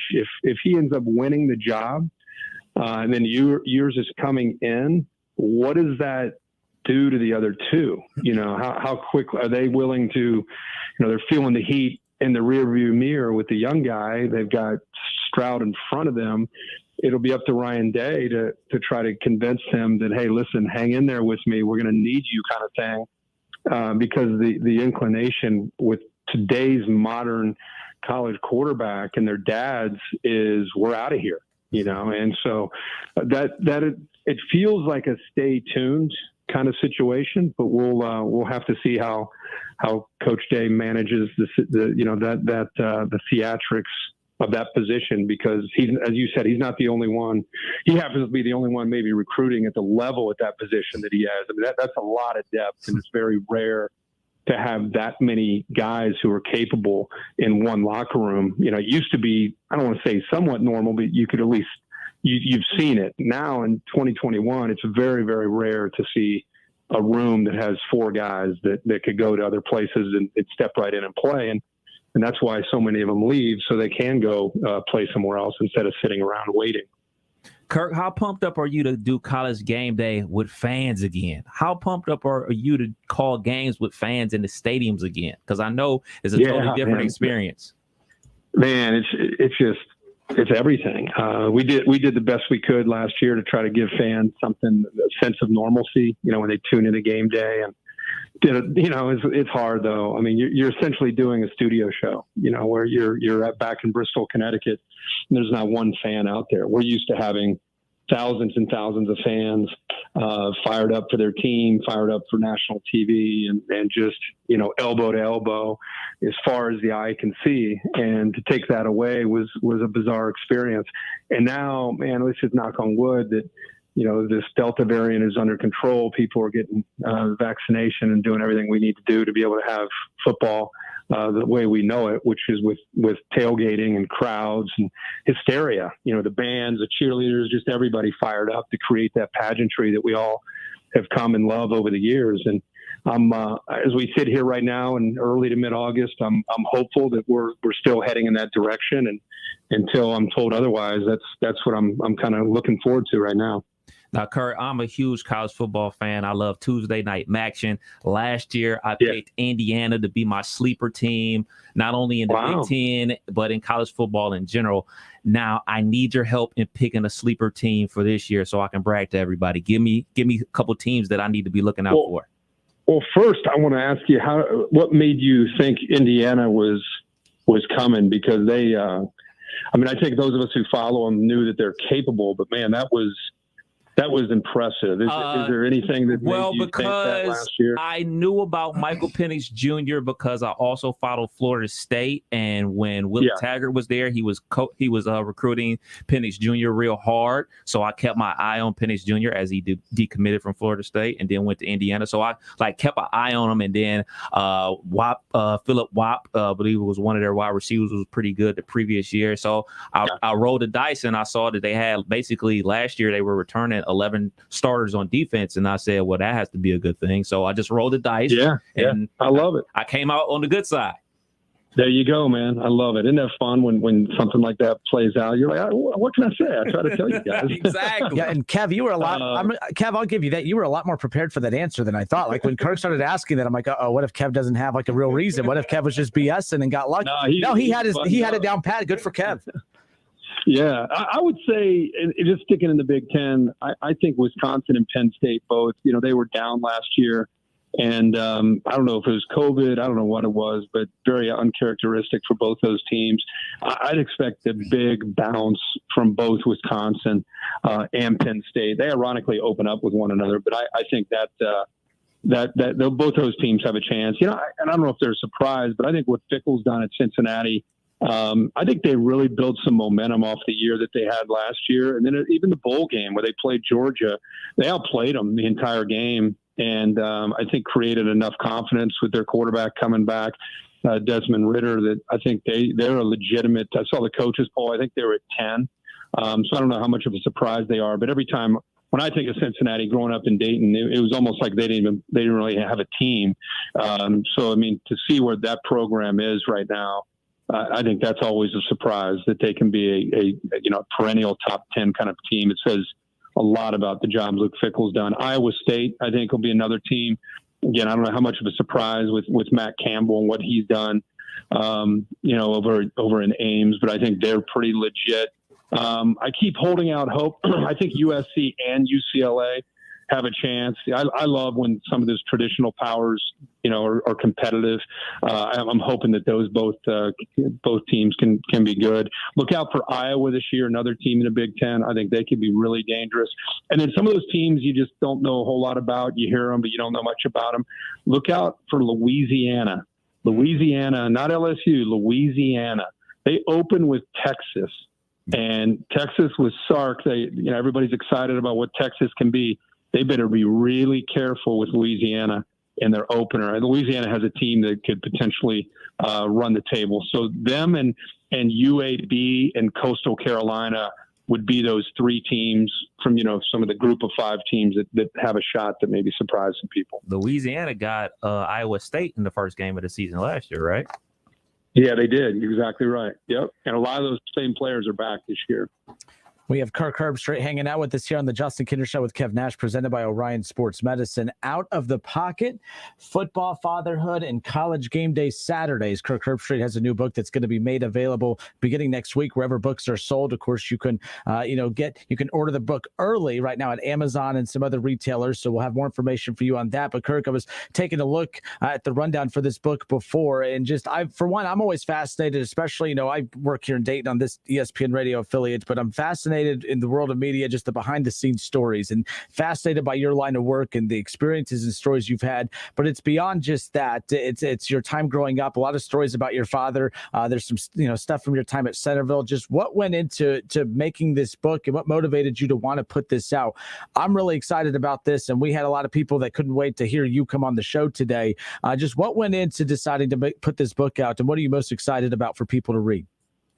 Well, there's a lot to it. I'm first of all, I didn't think I'd ever write a book. Gene Wojciechowski, who ended up writing the book, approached me a couple times, and the most recent was during a quarantine, and said, I'd really love to write a book with you and just kind of talk about your journey, just your life, and not just as a football player, but just you have a story that I don't know if a lot of people know about. When they see you in a suit and tie, blonde hair, blue eye guy on the far right for 25 years, they think you're kind of born on third base, and I think they'd be really interested to hear what your life is. And so I'm a very introverted, quiet guy, very private, don't really open up to very many people at all. So this was not an easy exercise for me at all. If you talk to any of my family, they'll probably read this book and learn things. That's how quiet of a guy I am. So I because it was Gene and there was a level of comfort there, I decided to do it. And, I talked a lot about my dad and being, a son and him being essentially my hero most of my life, and how at times my parents divorced when I was 8. I lived in Trotwood. My parents divorced when I was about 8. And I went from having a perfect little Sandlot world, that movie, The Sandlot. That was kind of our lifestyle. I lived on Westbrook Village on Weybridge Drive, and man, that world got turned upside down. And so I talk about that and the pain that created, and then my parents would get remarried and get divorced again and remarried again, and so I had a lot of step brothers and dads and moms, and moved around a lot, which is a tough thing for a really shy guy to do. And so I talked just about that, how my dad got remarried and I kind of lost him being in my life as much as I wanted to. And I didn't really have resentment or hate or anger the way some people have with divorce. It was more kind of an emptiness, kind of a sadness that you don't have. So he and I were friendly all the way throughout his entire life. I just needed more of that relationship. So I talk about that. I talk about being a dad myself of 4 boys and some of the trials and tribulations of going through that. So it's not your standard football book by a football guy. There's a little bit more to it. I should say a lot more to it as far as just me as a person and just opening up and sharing my story and eventually finally getting to Centerville middle of my 8th grade year and finally got to a school district where I could settle in and be in one place for my entire high school there at Centerville. Very, very fortunate to play for a legendary high school coach, Bob Gregg, and he changed my life for the better, honestly. And pretty much anybody who played for him, he changed their life for the better. So that you have that, and then we talk about being an athlete at Ohio State, and in kind of a very self-deprecating way, I talk about my career, and I'm not pointing fingers. I point the finger at myself as much as anything. And then get into my broadcasting and all the way 25 years of doing that. And as you guys know, I'm a little bit of an anomaly in the industry. And usually when you get to the level of where I am as a broadcaster on a national level, you won a Heisman Trophy, you're an All-American, you won a national championship, you won Super Bowls. I mean, you look at Tony Romo, Aikman, Collinsworth, all these guys, and yet here I am. I mean, I was a solid player, but I wasn't a superstar. So I always get the question, how in the world did you get to that spot, where you've been I call national championships every year, Rose Bowls every year. I mean, I'm just very fortunate to be in a position that I'm in, and I've been there for a long time. So I get a lot of questions about how in the world did you get there. So talk about that journey in the book, and talk a lot about Lee Corso and College Game Day and just some of the great stories and experiences that I've had. And hopefully it'll resonate with people. That's what, there are people out there. If you would have known me when I was in middle school and high school, where I used to tell the teacher I'll pass on the oral report, like I'll take a 0, to now, I've been speaking in front of millions of people for the last 25 years. It just shows you how you change and evolve. And if you're a parent of a really shy son or daughter, I'm a great example of how things can change. I would have never guessed a million years in high school that I'd be doing what I do for a living. So yeah, there are a lot of different layers to it. And like I said, I hope people that do read it, I hope they can relate to it in some way. All right, Kirk Herbstreit, awesome enough to give us some time today. Kirk, send us out with this. I appreciate the time you've given us. Chapter 3. It's really intriguing to me. It's Elk Pride and the Art of the Puke. Can you elaborate a bit on Elk Pride and the Art of the Puke? Because that sounds like a college experience, right? Like that. Bob Gregg was a former Marine and ahead of his time, man. And we used to, before I think a lot of people do it now, but we used to work out at 5:30 in the morning when it was almost still dark out, and we would get there over the summer in June and July, Monday, Wednesday, Friday. And Wednesdays was a circuit day, and a old school Nautilus machine with the doors shut. And when they shut those doors, whistles are blowing. It was basically like being at Paris Island, and condensation coming down off the walls, and guys are blacking out and getting dizzy. And today you'd probably get in trouble if you ran that kind of deal. But back then it was our edge. It was our secret sauce to beating teams that were much more talented than us. But we were a Marine Corps. I mean, we just outworked everybody, and we were robots because of some of those experiences. But guys would puke all over, the place, and trash cans and on each other, and it was a mess. But it was something that if we didn't do that, we would have probably lost a lot of games. So we all bought in, and we were, that Coach Gregg, he was the kind of guy, and you hear these stories, but put your helmet on and run through that wall. You'd be like, helmet, put it on, run through the wall. And we were kind of that kind of dedication. So he was the best, man. All right. Well, good stuff. And again, the name of that chapter, Elk Pride and the Art of the Puke. This book, I cannot wait to get my hands on it. You can get your hands on it beginning next week, but you can get your early copies ordered now at Amazon and some other retailers. And Kirk will tweet out that link coming up here following this interview. Kirk Herbstreit, ESPN college football analyst, former Centerville Elk, former Buckeye, and author of his new book, Out of the Pocket, available next week wherever books are sold. Kirk, thank you so much. We have 85 million questions we didn't even get to, but that's all right because you nailed it as always. So thank you so much. We appreciate your time. Thank you, guys. Thanks for having me on. I appreciate it. It's the Justin Kinner Show with Kev Nash on 1410 ESPN Radio. ESPN 1410 Wing AM weather. This afternoon will be mostly cloudy, hot and humid, a high near 92. Tonight will be partly cloudy, also humid, a low around 76. And tomorrow will be partly cloudy with a chance of showers and thunderstorms, a high near 96. I'm Pete Spivak for 1410 ESPN Radio. For the ones going above and beyond. For the ones reaching out, helping out, and lending a hand. For the ones people count on. You can count on Grainger. Grainger offers supplies and solutions for every industry, backed by 24/7 customer support and specialists to help with hard-to-find products. Because you've got everyone's back. We've got yours. Call, click Grainger.com, or just stop by. Grainger, for the ones who get it done. This is Renee. Happy to be here. She's not some influencer. She's more of a groundbreaker, turning her 4-acre lot into a little slice of heaven behind the wheel of a John Deere 1 Series tractor. Renee runs with us because the most important job is the next one. That's all I got. Nothing runs like a Deere. Get a 1 Series tractor for just $99 per month at your John Deere dealer today. For additional cost information, please call toll-free 855-633-2315.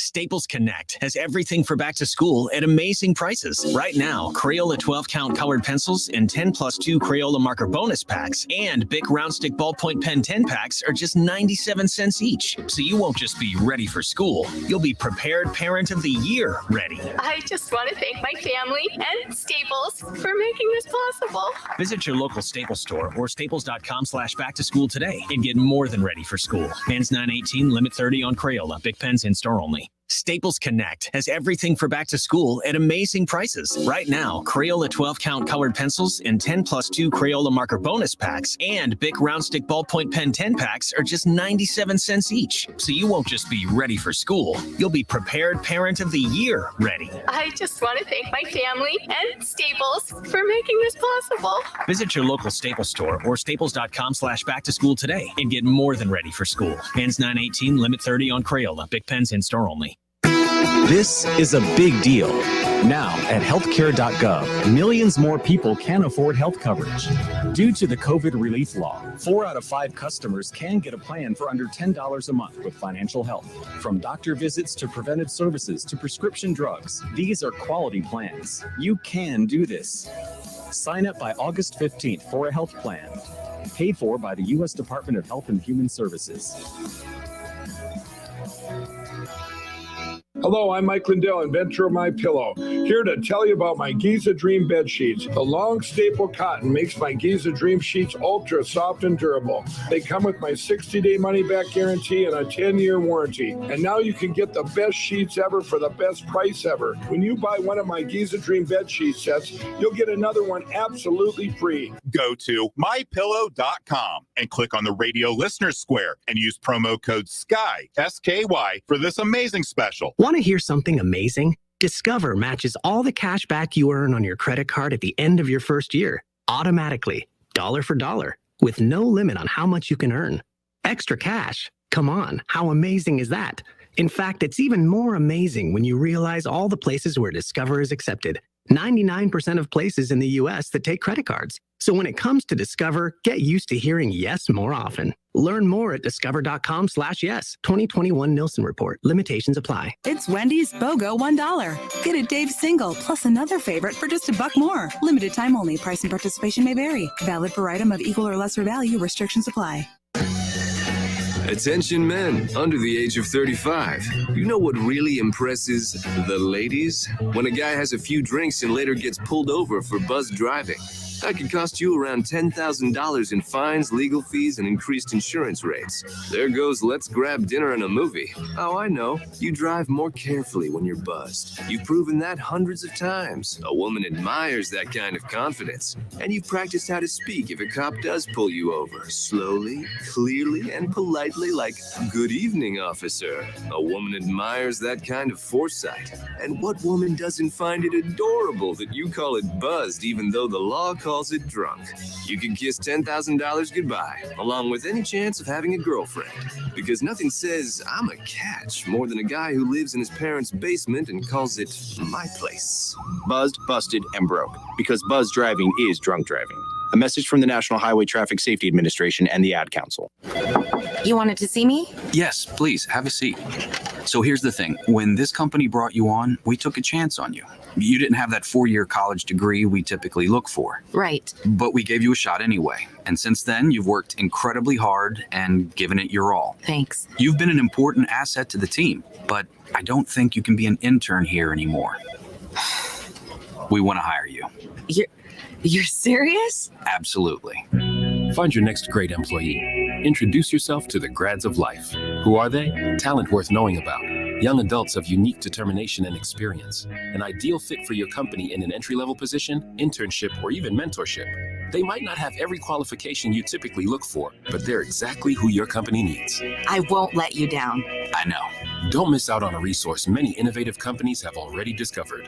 Go to gradsoflife.org to learn how to find, cultivate, and train this great pool of untapped talent. Brought to you by the Ad Council and gradsoflife.org. Excuse me. I know you have a 9 o'clock, so I'll keep this short. I'm the business suit in the back of your closet.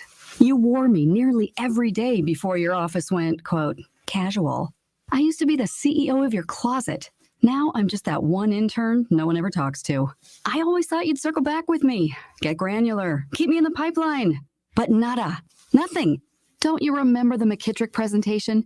You spilled coffee on me and I still looked amazing during the breakout talkback Q&A.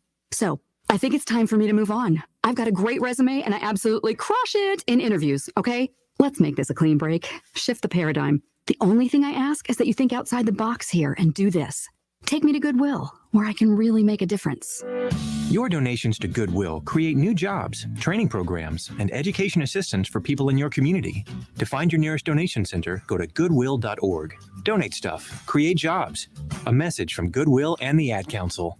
Hey everybody, it's Stephen A. Smith, and everyone knows my feelings on Cowboys fans. But really, Justin Kenner, you're a Cowboys fan and a Browns fan? Good Lord have mercy. I don't know what the hell to do with y'all. I really don't. It's the Justin Kenner Show with Kev Nash. Weekdays from 3 to 6 p.m. on 1410 ESPN Radio. On Twitter, make sure to give us a follow. Search 1410 Kenner for Justin Kenner on Twitter. That's 1410 KINNER. And ESPN Dayton for the station Twitter handle.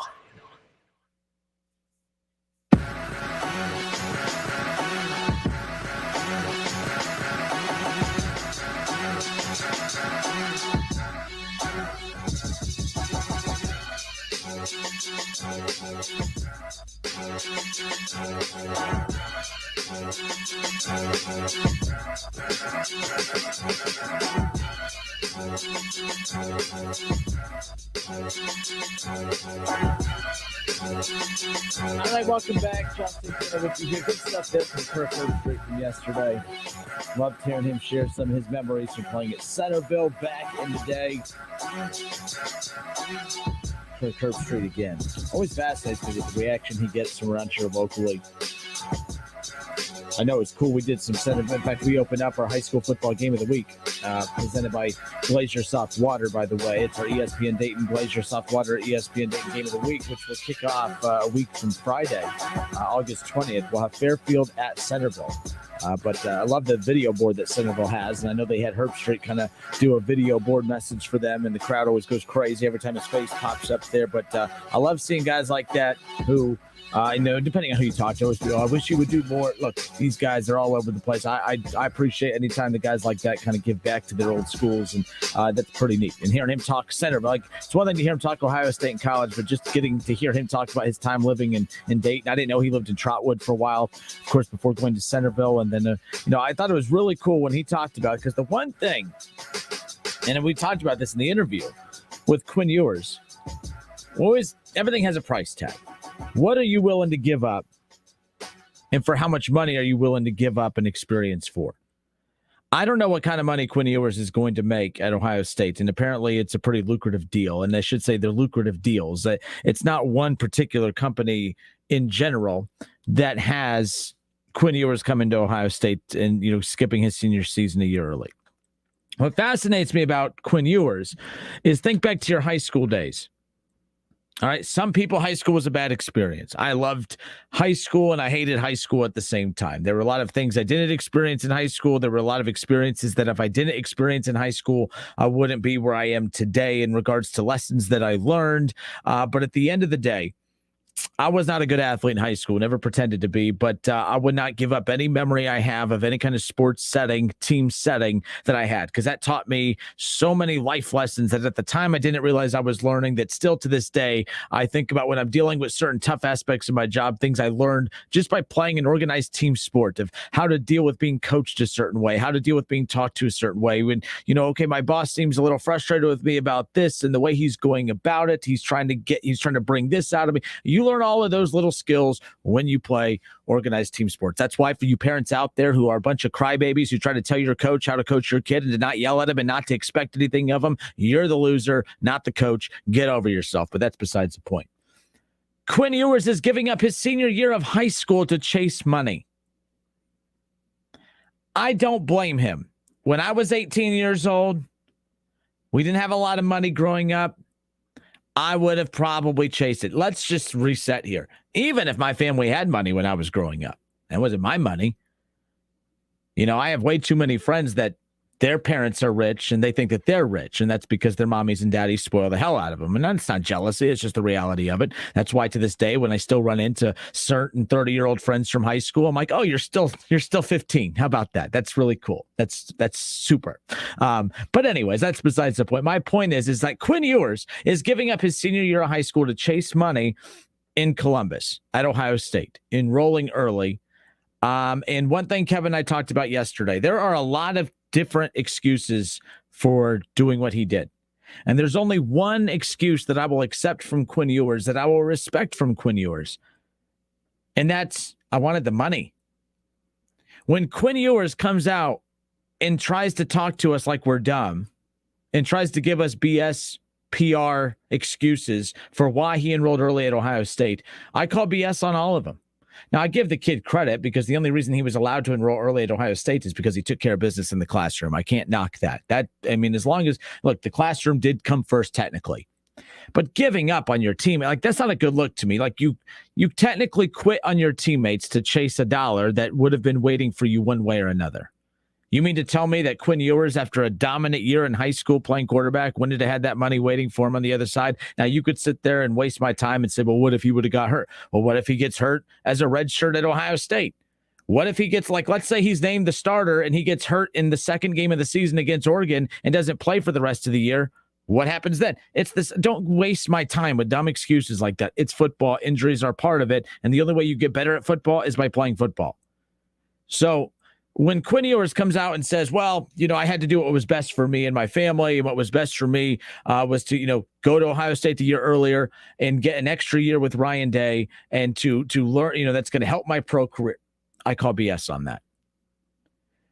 Ryan Day is going to be there a year from now after you graduate high school, after you finish out your season with your high school team, you potentially win a state championship with your high school team. Go play with your high school teammates.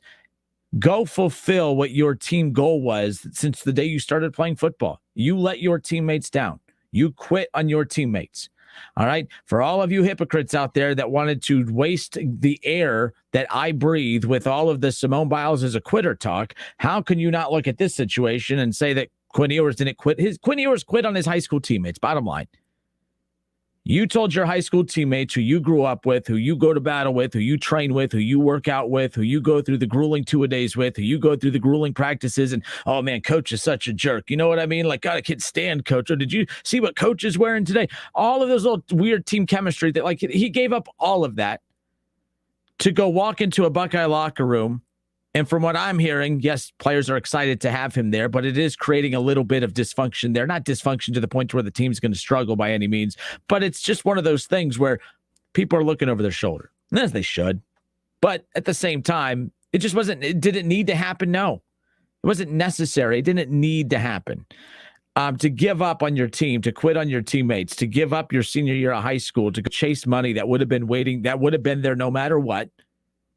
I have a problem with that. And don't tell me that you feel like the best opportunity to get to the NFL is to go a year early to Ohio State. If you're good enough to get to the NFL, you will be good enough to get there by entering your regular freshman season.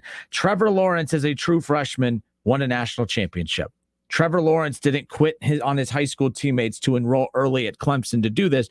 He fulfilled his responsibilities to his teammates in high school, goes on to Clemson, wins a national championship. Tua Tagovailoa, he didn't enroll early at Alabama and quit on his teammates in high school. He fulfilled his responsibility to his high school and to his teammates, finished out his high school career, then went to Alabama, has to sit out for pretty much an entire season, but gets plugged in at halftime of a national championship game and wins a national championship.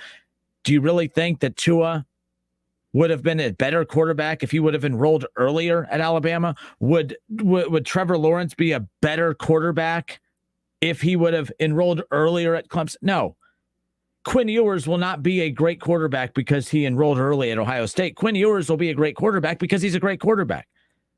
So don't feed me all of these lame excuses of, oh, man, I felt like this is what was best for me. Another year under Ryan Day. Another year under Ryan Day. You're 3 years at Ohio State, and that's it. You're 3 years at Ohio State because that's the limit. That's the minimum amount of time you're going to be there. So 3 years including this year or 3 years including next year being the first year, what's the difference? What are you gaining by coming here? Oh, yeah, money earlier. I don't blame you, but don't BS me and don't BS Buckeye fans and don't BS your teammates and don't BS Ryan Day. Don't sit here and say stupid things like, well, I thought this was what was best for me. Like I did this to get better and prepare myself for the NFL. No, you didn't. You did it for the money. And that's the only acceptable answer. That's the only answer that I will listen to and say, okay, I can respect that. But don't talk to us like we're dumb. Don't try to convince us that you did this to better your NFL chances. If you're as good as you say you are, you're going to get to the NFL, whether you are a freshman in 2021 or a freshman in 2022. Like, I don't want to hear that. Trevor Lawrence was an all-time college great, and he didn't enroll early. Tua, one of the best, one of the best feel-good stories out there, even if you hate Alabama, a true freshman quarterback, a year before was at prom and was at high school and was playing in high school football games. And fast forward a year later, and he's being inserted into the lineup at halftime of a national championship game and leads his team to a victory. He didn't enroll early at Alabama. He was just good. So again, Quinn Ewers, stop wasting mine and everybody's time with these lame excuses of, I just have to do what's best for me. This is going to help me get to the NFL. If you're good enough to get to the NFL, you're going to get there. You're not going to get to the NFL because you enrolled early at Ohio State. You're getting your money earlier, which is why you enrolled at Ohio State, which I can respect. We can all respect it. Whether you come from money or don't come from money, money makes the world go round. Coaches go to Ohio State because it's the greatest place in the world to coach, but that's because that's where the money is. Players are going to go to Ohio State now because that's where the money. It's fine. Just stop with the lame excuses. There's only one good excuse for why you went to Ohio State early, and it's money. And although I think it's a good excuse and it's an acceptable excuse, I'm offended by the fact that he's trying to use this as oh man, he has this huge moral compass of I'm doing this to be a role model to all the high schoolers in Texas. Oh, stop. You did it to get your money. Just count your money and leave everybody alone. Go compete for the starting job. I'm a huge Quinn Ewers fan, by the way. I know it sounds like I'm beating the kid up right now, but I'm just saying, don't feed me that. I hate when that happens, when people do things and try to act like with the Simone Biles, like Simone Biles, acted like she was like a saint for what she did at the Olympics. Oh, she's a role model. She's not a role model. She made a decision that was best for her. The door was open for her to be criticized. The door was open for those to praise her, but to sit there and act like she did this monumental thing to be the face of mental health. No, she did what was best for her. Quinn Ewers did what was best for him. Not everything has to be a look at me, let me go down in history as a martyr. No, not everything has to be that. Quinn Ewers isn't that in this situation. Go get your money, kid. Happy for you. So there you go. On YouTube, Matthew says, Archie Manning will do it next. Will we be saying the same thing when he does it, or will we praise him because of the name?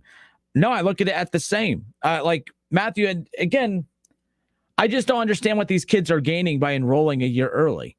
And I would have to think that this has created a little bit of a mess for Ohio State to a certain extent, because by him enrolling early, you kind of have to redshirt him this year, which when you're talking about the talent that Ohio State's bringing in, redshirting sucks because Quinn Ewers is going to go to the NFL. Or at least that's the expectation, right?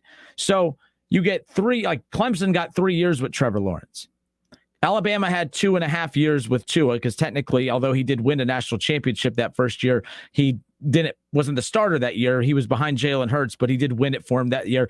Played the full next season, and then, of course, got injured at the halfway point of the following year. But at the end of the day, this is a situation where those kids were good enough to get there. They got 3 years of those kids. They didn't have to redshirt any of them. They were good enough to play right off the bat. That's how good Quinn's going to be. But you bring Quinn Ewers in, you have C.J. Stroud, you have Kyle McCord, you have Jack Miller. I know that the sports world could be cutthroat, but what is Ryan Day supposed to do? You've been giving a message to these 3 kids from the time that last season ended about what to do to prepare to battle it out for positioning within the depth chart for 2021. And then within a week before camp starts, this Quinn Ewers kid is chasing money into Columbus. And now it's throwing everything off. Like you heard Kirk Herbstreit say, it's really not going to impact C.J. Stroud. It's going to impact Jack Miller and Kyle McCord. Because those two might look at this situation with Quinn Ewers and say, well, they're already set at quarterback then. What do we need to stay here for? We might as well transfer out, and they might as well. Jack Miller and Kyle McCord might as well just say, yeah, I'm out. Because if CJ Stroud's just going to hold down the fort for 2021 until Ewers is ready in 2022, these two are elite 5-star prospects. Why are they going to sit back and just be the backup after all the work that they've put in? It's not a good look. And if you're Ryan Day, you have to balance this out because you can't ruin it. You can't be known as the program that brings in a kid like Quinn Ewers, your first major name, image, and likeness winner as far as making the money that he's going to potentially make. If you mess that up for him, if you ruin that for him, coaches will use that against the Buckeyes out on the recruiting trail. Like, Ohio State's reputation is pretty solid. It's going to take more than one blunder like that to really get guys to, kind of smell away from the trail a bit. But at the same time, you look what's going on at Clemson. DJ Uiagalelei gets that huge deal with Dr. Pepper, those Dr. Pepper commercials that I find very entertaining. He's now going to be in those commercials, which I was waiting for. I'm surprised that it's Clemson, but it works out for them. That's a huge win for them, because if Uiagalelei and Clemson go on to get to the college football playoff, maybe a national championship, maybe they win it, and he's the face of that team winning the national championship, he's the face of the Dr. Pepper commercials, you think that that's not going to be a plus for Clemson out on the recruiting trail? Those kids are watching Clemson knock it out of the ballpark with managing name, image, and likeness with their quarterback, while Ryan Day and the Buckeyes are dealing with drama within the quarterback room. Like, Quinn Ewers actually created more of a mess in Columbus than what people are going to say. There's multiple people I've talked to out of Ohio State that will not come out publicly and say this has actually created a mess a little bit, but it has created a mess. And it's how they have to clean it up in as manageable way as possible to keep the train going without any kind of drama coming up throughout the ranks. We'll see how it goes. I'm Justin Kinner. It's the Justin Kinner Show presented by Orion Sports Medicine. Kev Nash out today. Lamar Shelley says they're going to hit the transfer portal anyways. Why not be ahead of the game? Because it's, at the end of the day, this was a situation where, if you're CJ Stroud, like I said a while back, I didn't think Quinn Ewers would ever play down for Ohio State. What I thought would end up happening is that CJ Stroud would lead the Buckeyes to the playoffs, maybe a national championship appearance, maybe a national title. That would then put Ryan Day in a position to where he would have to decide, do I rock the boat of chemistry? Do I even need to make a quarterback change? He might just stick it out with CJ Stroud, kind of like what we saw at Georgia with the Justin Fields situation, which would then force Quinn Ewers to end up transferring elsewhere. So if Quinn Ewers transferred elsewhere, you get another year of CJ Stroud, then you get to keep either Jack Miller or Kyle McCord, and then what you end up having is a Joe Burrow type situation where you're just hoping whatever one of those guys transfers out doesn't end up being the Joe Burrow that goes on to win a Heisman in a national championship and becomes the number one pick in the NFL draft. We'll see. This is all fascinating to me, though. It's all fascinating. I love all of it. We'll be back in a moment. It's the Justin Kinner Show with Kev Nash here on 1410 ESPN Radio.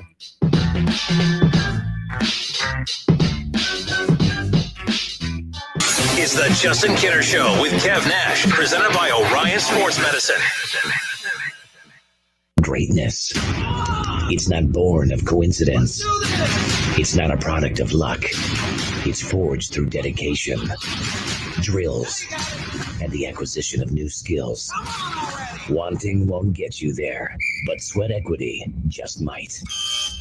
Timothy's Bar and Grill on Brown Street wants to wish the Dayton Flyers Red Scare the best of luck in their journey through the basketball tournament. Wear red, be loud, go Flyers!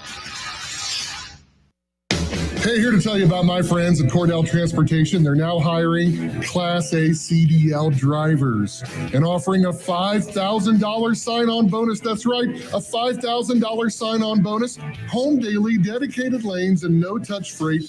Brand new equipment as well. Medical, dental, vision, and company-paid life insurance. Call Cody right now. Apply online at CordellTransportation.com. Cordell Transportation, driven to succeed.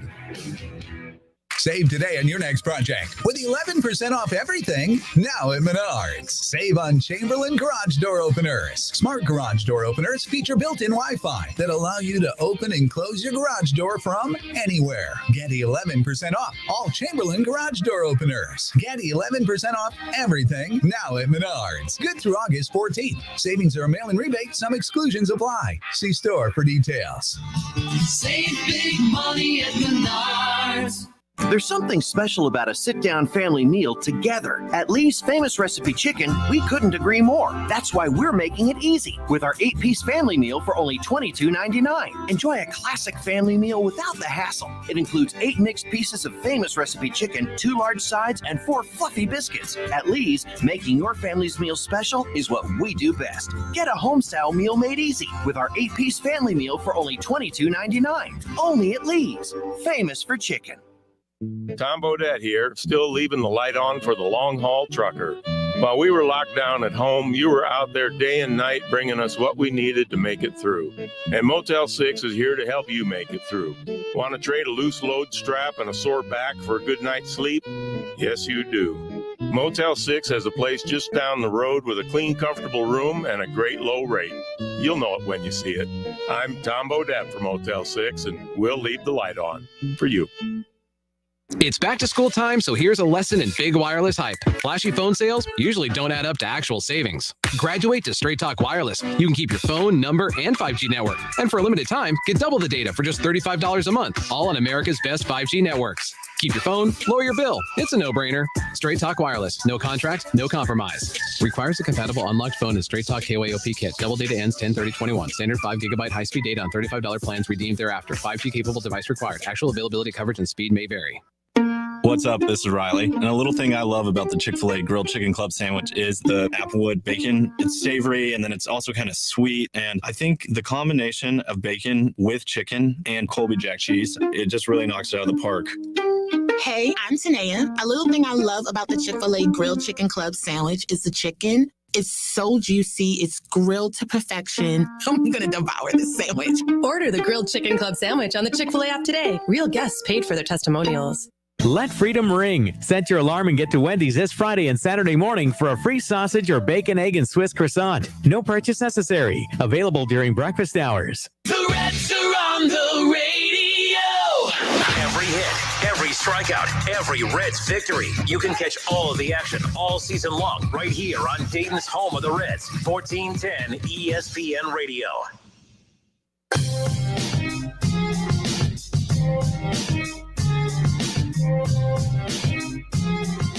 You know what's interesting? When I get into it with Bengals fans, I always sometimes lose my temper, and then I'll say things like, you are the worst franchise in all of sports, and they're not. I mean, they're at the bottom. I don't think that I put them at the bottom. I think the Cincinnati Bengals are one of the worst run franchises in the history of sports, but that's besides the point. But I have a new king of Loserville. The Cleveland Cavaliers. This is an actual quote. If you are an NBA, and look, everyone's like, who cares about the NBA? A lot of people care about the NBA. You see the money these guys are making. That money is there because of TV deals. You know why the TV deals are as high as they are? Because people watch. Oh, yeah, well, the ratings are really, really low. Yeah, I'm pretty sure that you know exactly how ratings work. There's a lot that goes into generating those ratings and also what goes into all the digital info as well. So before you act like you know everything about that industry, just please, you're wasting mine and everyone's time. Bottom line, the NBA, the Cleveland Cavaliers are a joke. I'm so sick of hearing about these professional leagues wanting to expand when I really think they just need to cut the fat. I think that you can improve your product by not adding more, but by taking away. I hate the Cleveland Cavaliers. They never deserved LeBron James to begin with. They were lucky to get him back. They're fortunate that they got a championship. I actually thought that the Cleveland Cavaliers, if you really look at everything that's happened, if you look at LeBron James, when you look at the fact that the Miami Heat won two championships with him in 4 years, when you look at the fact that the Los Angeles Lakers have already won one championship with him in 3 years, and then you look at the fact that the Cleveland Cavaliers had him for over a decade. They had him for more than a decade, and you win one. You are an embarrassment to all of professional sports. But then you have right now a nice, decent young core of players. You know, they're good for, I guess, Cleveland standards. I don't know. Jared Allen. I like Jared Allen. This is an actual quote from Jared Allen talking about his expectations of the Cleveland Cavaliers rebuild. Jared Allen says that if we can accelerate the process, maybe 2 or 3 years down the road, we're fighting for that fifth seed or something. Really? That's your goal? Man, guys, if we really speed up, if we really accelerate the process, if we really kind of go that extra mile, we might be good enough to battle it out for a 5 seed when half the time, if the 1 and the 2 seed in a certain conference isn't good enough to do anything anyway. Really? That's your goal? We have to stop talking about expansion and start talking about taking teams away. The Cleveland Browns were a good organization and they were taken away. Like the fan base didn't deserve to have the Browns taken away. Cleveland deserves to have the Cavaliers taken away. Like, there's not a doubt in my mind. They are an embarrassment to professional sports. Like, I don't even know what the hell their purpose is. Like, this is actually the best that they've done in drafting over the years. Like, whenever you have Colin Sexton and Garland and these guys, like, this is the best string of drafts that they have had in a while. Because when you look at that point, like, they drafted horribly when they had LeBron James. And then when LeBron James left outside of Kyrie Irving, they bombed and bombed and bombed some more. And then you finally get a couple nice young core players. You're already looking to trade away Sexton. You didn't pull the trigger on moving him to get a star into Cleveland. Jared Allen is your second best player, and that's your second best player saying stupid things like, well, if you accelerate the process, maybe 2 or 3 years down the road, we could fight it out for the 5. What the hell's the next couple of years going to look like? I mean, my goodness, that's concerning. That quote, the Cavaliers should be embarrassed. They should be embarrassed. I mean, Cleveland Browns on an 0-16 season weren't as embarrassingly useless as this Cleveland Cavaliers organization. That's messed up. Man, if we really accelerate the process in the next couple of years, we could maybe fight it out for the 5 seed. I've said this before. Like, I think that if I had to describe LeBron's run in Cleveland, it was underwhelming, and it wasn't LeBron's fault. It was the Cavs. Because LeBron has proven, like, it's not like some stars where they lose everywhere they go. LeBron wins everywhere he goes. LeBron literally wins everywhere he goes. He won 2 championships in 4 years, 4 straight finals appearances there. He wins a championship in Los Angeles. He wins a championship in Cleveland. But Cleveland, who's had him for more than double the amount of times the other teams have had him, only gets 1. But the Miami Heat should have won 3. They should have won all 4. But they won 2 championships in 4 years, but they were in the finals every year. The Miami Heat got more out of LeBron James than the Cavaliers did. The Lakers, even in LeBron's age right now, the Lakers have got more out of LeBron James than what the Cleveland Cavaliers did, and they had him for more than a decade. Cleveland is embarrassing. The Cavaliers, that is. The Cleveland Browns, well, they figured it out. The Cavaliers, we're waiting. That's a joke of a comment, by the way. Jason Kidd might be my new favorite all-time coach. You know, it's funny, Kirk Herbstreit, when we had him on, he talked about how, you know, when he started talking about a lot of the stuff that he learned from his playing days at Centerville High School, he said there was the way that they handled their two-a-days in their preseason, you know, there's some things that teams couldn't get away with today just because of crybaby, whiny parents, you know. Parents ruin everything, just saying. But he said there's certain things that they did back then that you couldn't do today. Coaches would get fired, yada, yada. Parents would complain, their panties would get all, full. They just wet themselves in anger. Like, it's embarrassing how parents can be. But he talked about how times have changed. Jason Kidd did something that just rocked the worlds of some of these young Milwaukee Bucks players back when he was there. There's an excerpt from a book recently that was just released highlighting a cutthroat approach that Jason Kidd tried to pull with the Milwaukee Bucks years ago, which ultimately led to him losing the locker room and him basically losing the job. I love this story about what Jason Kidd did to the Milwaukee Bucks on Christmas Day just a few years ago. I'll talk about that coming up in hour number 3, plus the Cincinnati Reds. Can I ask you guys something? What was the purpose of going to get 3 new bullpen arms if you're not going to use them? And you're probably saying, well, if they have used them, they have used them the same amount that they've used the guys from the original bad bullpen. And can we please stop with this loser approach? I just heard a very big loser mentality approach to the Cleveland Cavaliers, Jared Allen. If we speed up the process, we could maybe fight for a 5 seed here in 2 or 3 years. That's a pretty loser comment right there. The Reds fans have been irritating me lately. Like a lot of these Reds media folks, like Nick Kirby or whatever, they just plug numbers in a calculator, pretend that they know baseball, right? Like, they've been saying, man, we got the Pirates 16 times. We got the Pirates 16 times. And they look like an all-star team against the Pirates. And then they look like a bad team when they actually play teams with decent players. I'm tired of the Reds right now. They've lost 2 straight. It's a must-win tonight. They're losing games in the standings. They were within 2.5 of the wild card, and they keep getting buried because they're losing games that they shouldn't. Because David Bell continues to go to his bad bullpen options instead of counting on the new arms that they went out and got to begin with.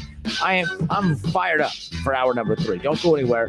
518-1410 is the number to call in. We're live on Facebook. We're live on YouTube. Head there now. Search The Justin Kinner Show on Facebook, YouTube, ESPN Dayton's YouTube channel. Like and subscribe to that. We'll get to all of that coming up. Hour 3 of The Justin Kinner Show next.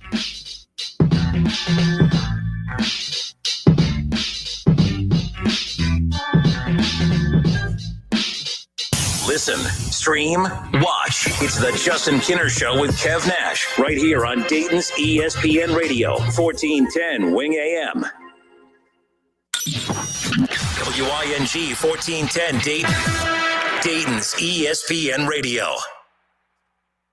Ah, there's no place like Panera, where a bite of the toasty, saucy Chipotle chicken avocado melt tastes like, focaccia. A cool and refreshing strawberry poppy seed salad al fresco is so sweet. And a cheesy Chipotle chicken and bacon flatbread pizza in your favorite booth feels just right.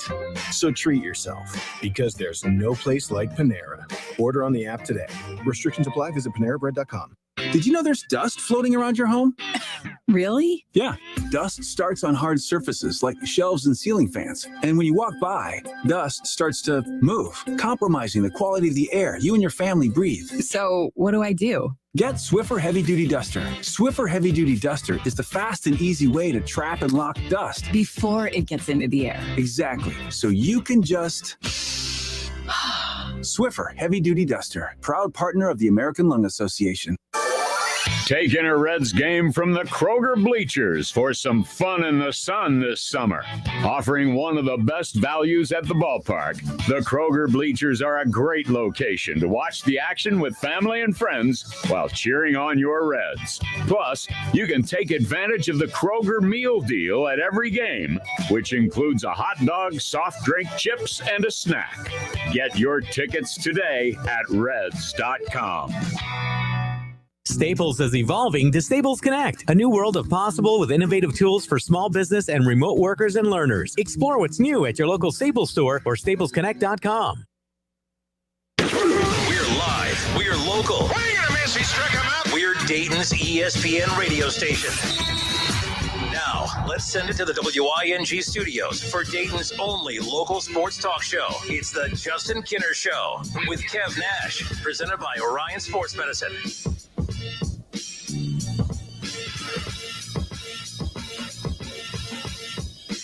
All right, hour 3. It's the Justin Kinner Show, presented by Orion Sports Medicine. Paul Dehner Jr. covers the Cincinnati Bengals, and he tweets out a couple highlights from today's practice. Again, the Cincinnati Bengals preparing for their preseason opener coming up this weekend against the Tampa Bay Buccaneers. And right now, it's just about getting ready for the regular season. They had a very rough first week and a half of practice. Apparently, things are starting to clear up a little bit, or clean up a little bit. But here's a few thoughts from today's Bengals practice, according to this tweet from Paul Dehner Jr. Number 1 on his list says that it's 2 great practices for Larry Ogunjobi. Again, coming back off the hammy. Said he's very Geno-like in the way that he instantly wrecked a couple of plays. So nice job, offensive line. Number 2, Chris Evans, with one of the best catches of camp, snagged one diving deep down the sideline. So these are just a couple of the highlights from today's practice. These are a lot. I mean, I find these boring, but at the same time, these are a lot better. If you're a Bengals fan, you have to feel good about these, because there were starting to be a stretch of practices where it was like, man, every day it's like they were getting worse and worse and worse. It sounds like they are on the up now. That's a good thing. It starting to sound like Joe Burrow's getting a little bit more comfortable, or the media has been instructed to not focus in on the negative, which it would not surprise me one bit. I just don't operate that way. Number 3 on Paul Dehner Jr.'s list, he said that he thought this was a nice Tyler Boyd day. He did a great job working the middle and a smooth connection for 20 yards from Burrow on a scramble. The one thing I have read a lot too is that there have been a lot of nice plays that Joe Burrow has made on the move, scrambling out of the pocket. And first of all, quarterbacks who can make plays on the move, that's a good thing. You don't want to just be a sitting duck in a pocket, especially with the offensive line that the Bengals have. At the same time, though, you do want to get Burrow comfortable rolling out, being able to make plays on the move. I think that's going to be important, too. That's going to be the next step of him getting comfortable. But I did find, these are positive reports that Joe Burrow is getting settled in. So Browns have already announced, folks, that Baker Mayfield's not going to play in their preseason game coming up this weekend. Bengals fans, should the Bengals do the same? Should they sit Joe Burrow for their preseason game this weekend? I don't know if has there been, and maybe I've missed it. Is there a final word on Joe Burrow's status for preseason games? Because if you remember, Zach Taylor in the very first media availability when camp started had come out and said, Joe Burrow's healthy. He's been cleared by team doctors. They're not going to handle him with kid gloves. He is going to be ready to go. Let's move. Then not even a little bit later, you also, my favorite line from Zach Taylor was the fact when he said, we're not going to be overprotective of Joe Burrow. And my joke at the time was, well, when have you ever been any protective of Joe Burrow? There's a reason he has his leg looks like he's like an actual, Megatron. His leg looks scary as hell, to be quite honest with you. But when you look at Mike Brown, who then joined the media press conference about a few moments later, he then told the media that he will not be playing at all in the preseason, which I agreed with. There is no point. I have no problem with the Cleveland Browns not playing Baker Mayfield in the preseason game.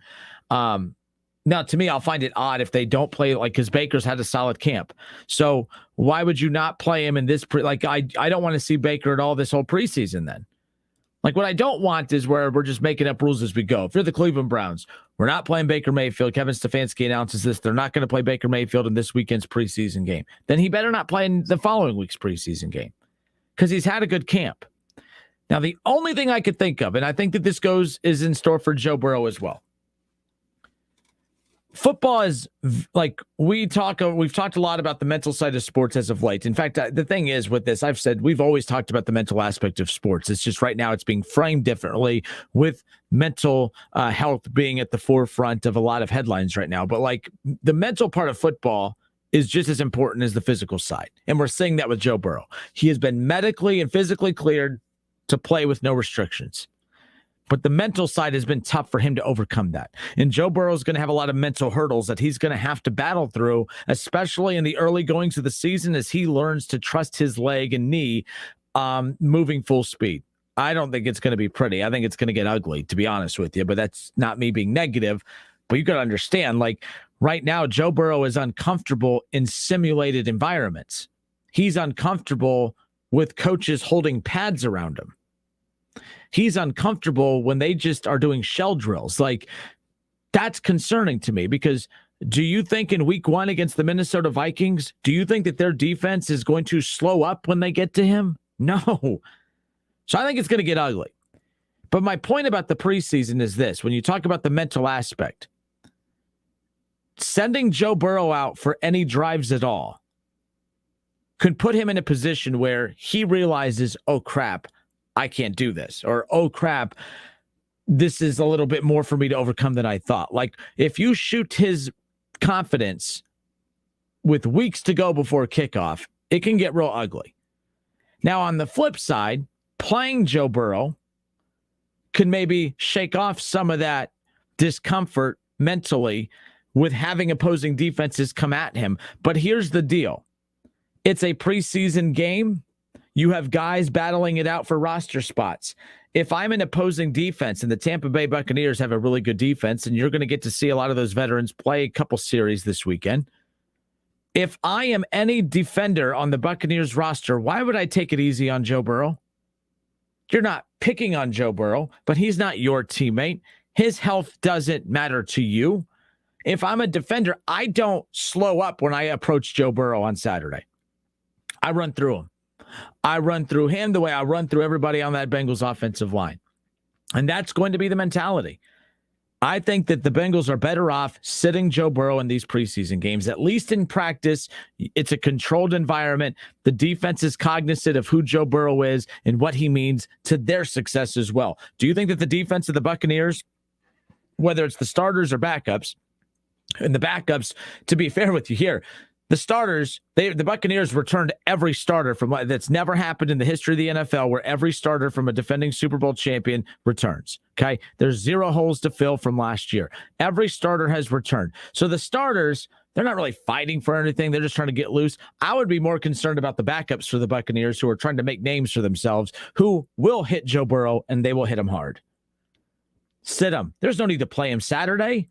Absolutely no reason whatsoever. Bengals fans, I know you are chomping at the bit just to get a little slight sample of what this Bengals offense is going to look like this year.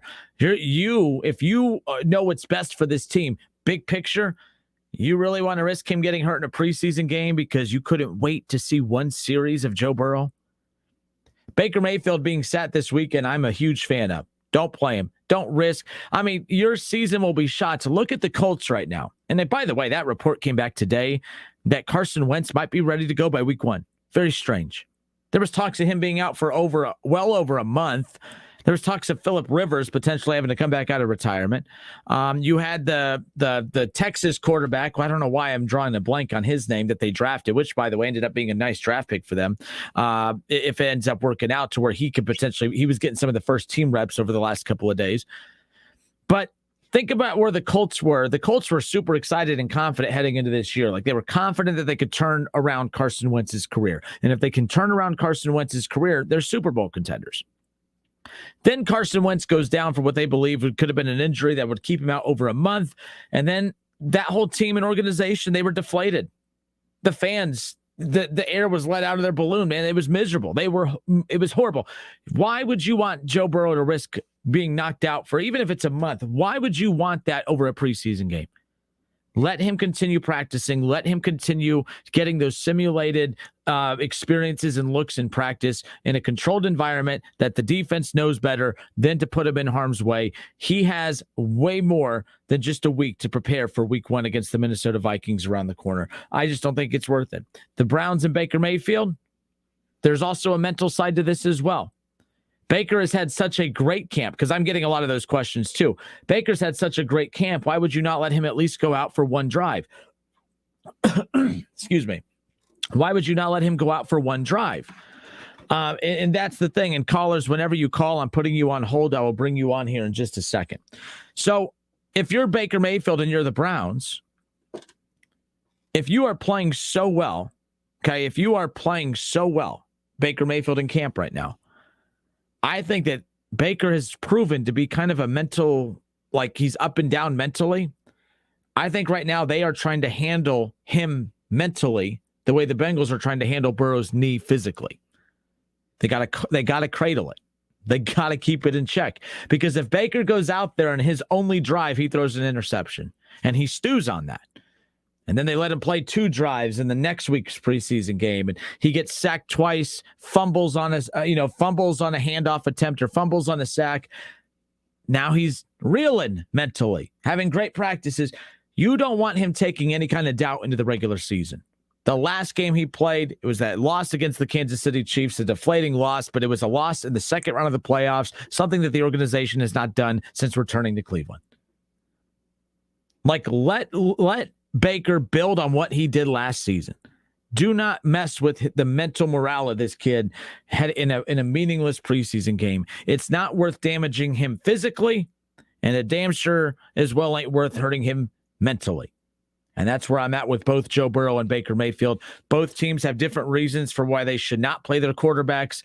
I am surprised that the Browns are the first of the 2 teams to come out and say, we're not going to play our quarterback in preseason.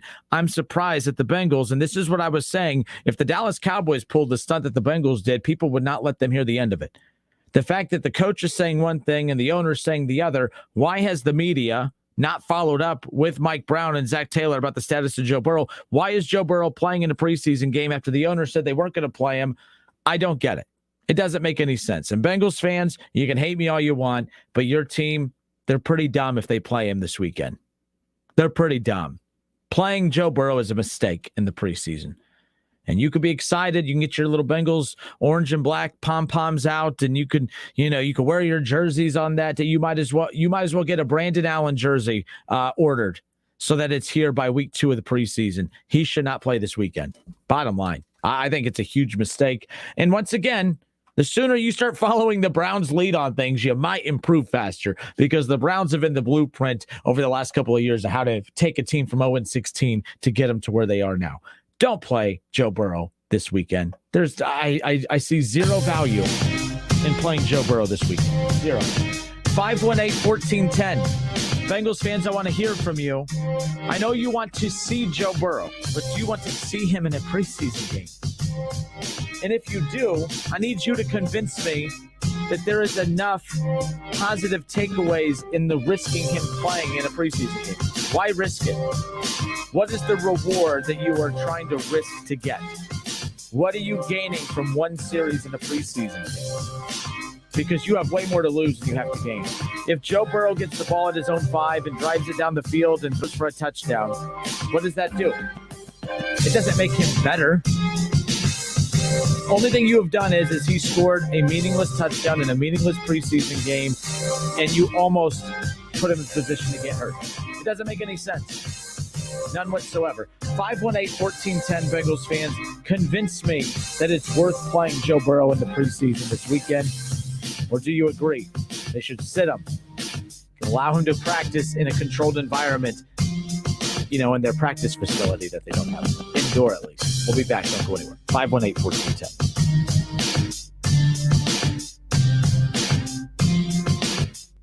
It's the Justin Kinner Show with Kev Nash, presented by Orion Sports Medicine.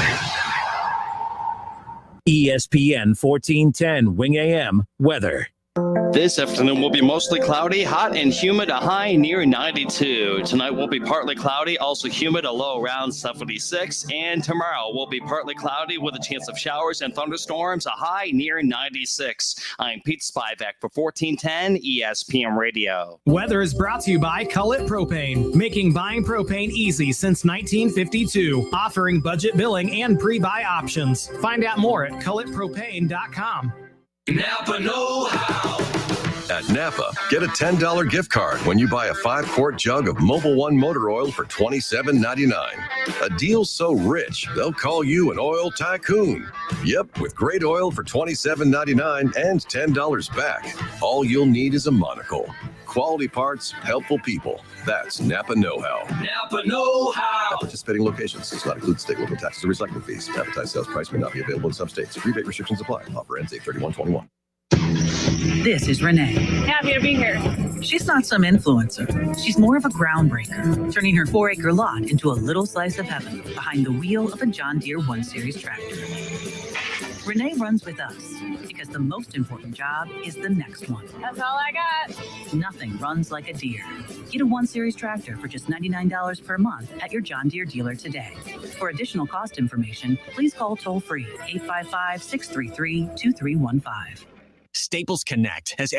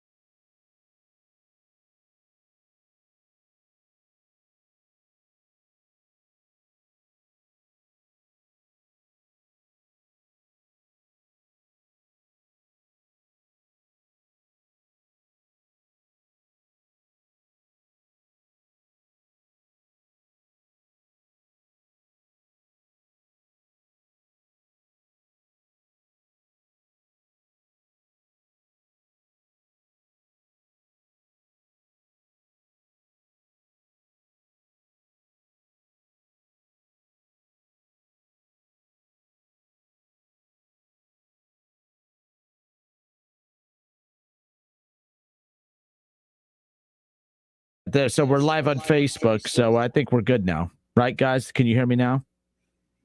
I think we're good. All right. We welcome you back again. It's the Justin Kinner Show here on 1410 ESPN Radio. Thank you for those who have reached out to say that the sound was off, so I got that fixed. See, no Kev today. I'm running around I don't have my full team. I'm operating like the Bengals when I should be operating like the Browns, just in sync, baby. So there's that. But like I said, Joe Burrow going to the media today. The media brought up the fact that, hey, there's been a lot of talk about how the defense keeps going. They've had their way with you guys. He goes, well, that hasn't been the case the last 2 days. Well, that's because I looked, and there was reports on Thursday and Friday and Saturday over the weekend of the defense being yelled at because they've come too close to Joe Burrow on a few occasions. And I'm like, what kind of organization, what kind of tone are you setting that you're yelling at the defense for doing their job? Because apparently it's easier than yelling at the offensive line to do theirs. I don't know. Frank Pollock was supposed to improve that, by the way. But no, in all seriousness, I got my jabs out of the way. So we welcome you back. I have a question for Bengals fans and Browns fans. Browns fans, do you have an issue with the Browns sitting Baker Mayfield this weekend? He's not injured. There's no real reason to sit him other than there's no need to risk getting him hurt. I approve it 1,000,000%, not just because it's the Browns. If the Cleveland or the Cincinnati Bengals had come out and said, we're not going to play Joe Burrow this weekend, I would applaud it. It's actually the smart move. The Bengals should not play Joe Burrow in the preseason game. I promise you this. If he plays, it'll be one drive, one possession. I don't care if he throws for 95. I don't care if he gets the ball at his own 5 and throws a 95-yard bomb to Jamar Chase. That means nothing. All you did was risk him going down for the season in a meaningless game. That 7 points that he might throw in a touchdown means nothing. It's not going to go towards your career totals.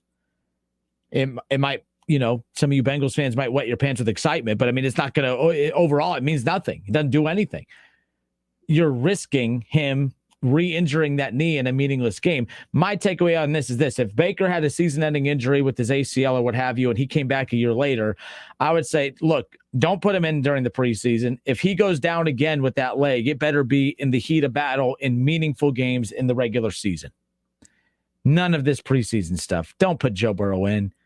Haven't you done enough to him? Come on. You seriously cannot play him this weekend. It's strange to me. There's no need to do it. Oh, the Buccaneers, they're playing Tom Brady. The Buccaneers that won a Super Bowl. Tom Brady played a whole year injured, and he's fine. It's Tom Brady. It's the Buccaneers. They won a Super Bowl. You've won 6 games in 2 years. So I don't think that you're going to use them as an example of what you should be doing right. So there we go. I'm Justin Kinner. 518-1410, 518-1410. Bengals fans, Joe Burrow, thumbs up, thumbs down. Should he play this weekend? I say no. Let's go to Bob in Riverside. Bob, how are you, sir? I'm doing great. Awesome monologue, but for nothing. That was announced almost a week ago that he wasn't going to play. Zach Taylor already mentioned that. Neither is Mixon going to play. They already announced that. They were way ahead of the Browns on that. They did something better than the Browns for once?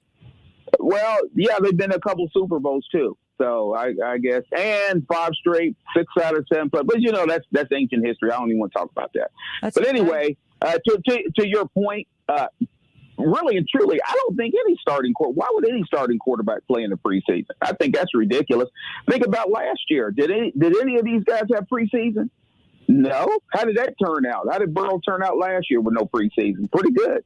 But yeah, that was already announced, Justin. That was announced, I'd say, probably almost a week ago that he wasn't going to play. For the whole preseason, right? Well, he mentioned this game, but he said the whole preseason. And it shouldn't be because, here's the deal. I know Burrow. I will admit I'm wrong. I don't do that ever. That's on me. Fumble. Okay. Look, Kev's not here to correct me. I had no offensive line. I'm like Joe Burrow back here. I'm fighting for my life. So then here comes Bob from Riverside with anger in his eyes, and you just sacked the hell out of the quarterback. Bob coming in, bringing in the heat. So Kinner was wrong. My bad. I felt good about that monologue too, Bob. I felt it. It sounded good. I felt it. I felt like I had my Colin Cowherd moment. Like I was looking into the camera. Oh man, that sucks. I screwed that up, man. And you know what? I was saying to myself, you know what? Justin is turning into a young Cowherd. We better enjoy him now because he's going syndication. He's going big time. He's Not going if I big keep time. getting simple things like that wrong. Come on. I have all these Twitter things open. I have my tweet deck. I have my social news desk. I have all these notes. I have everything. And then the one hot take I have, apparently I didn't do enough research.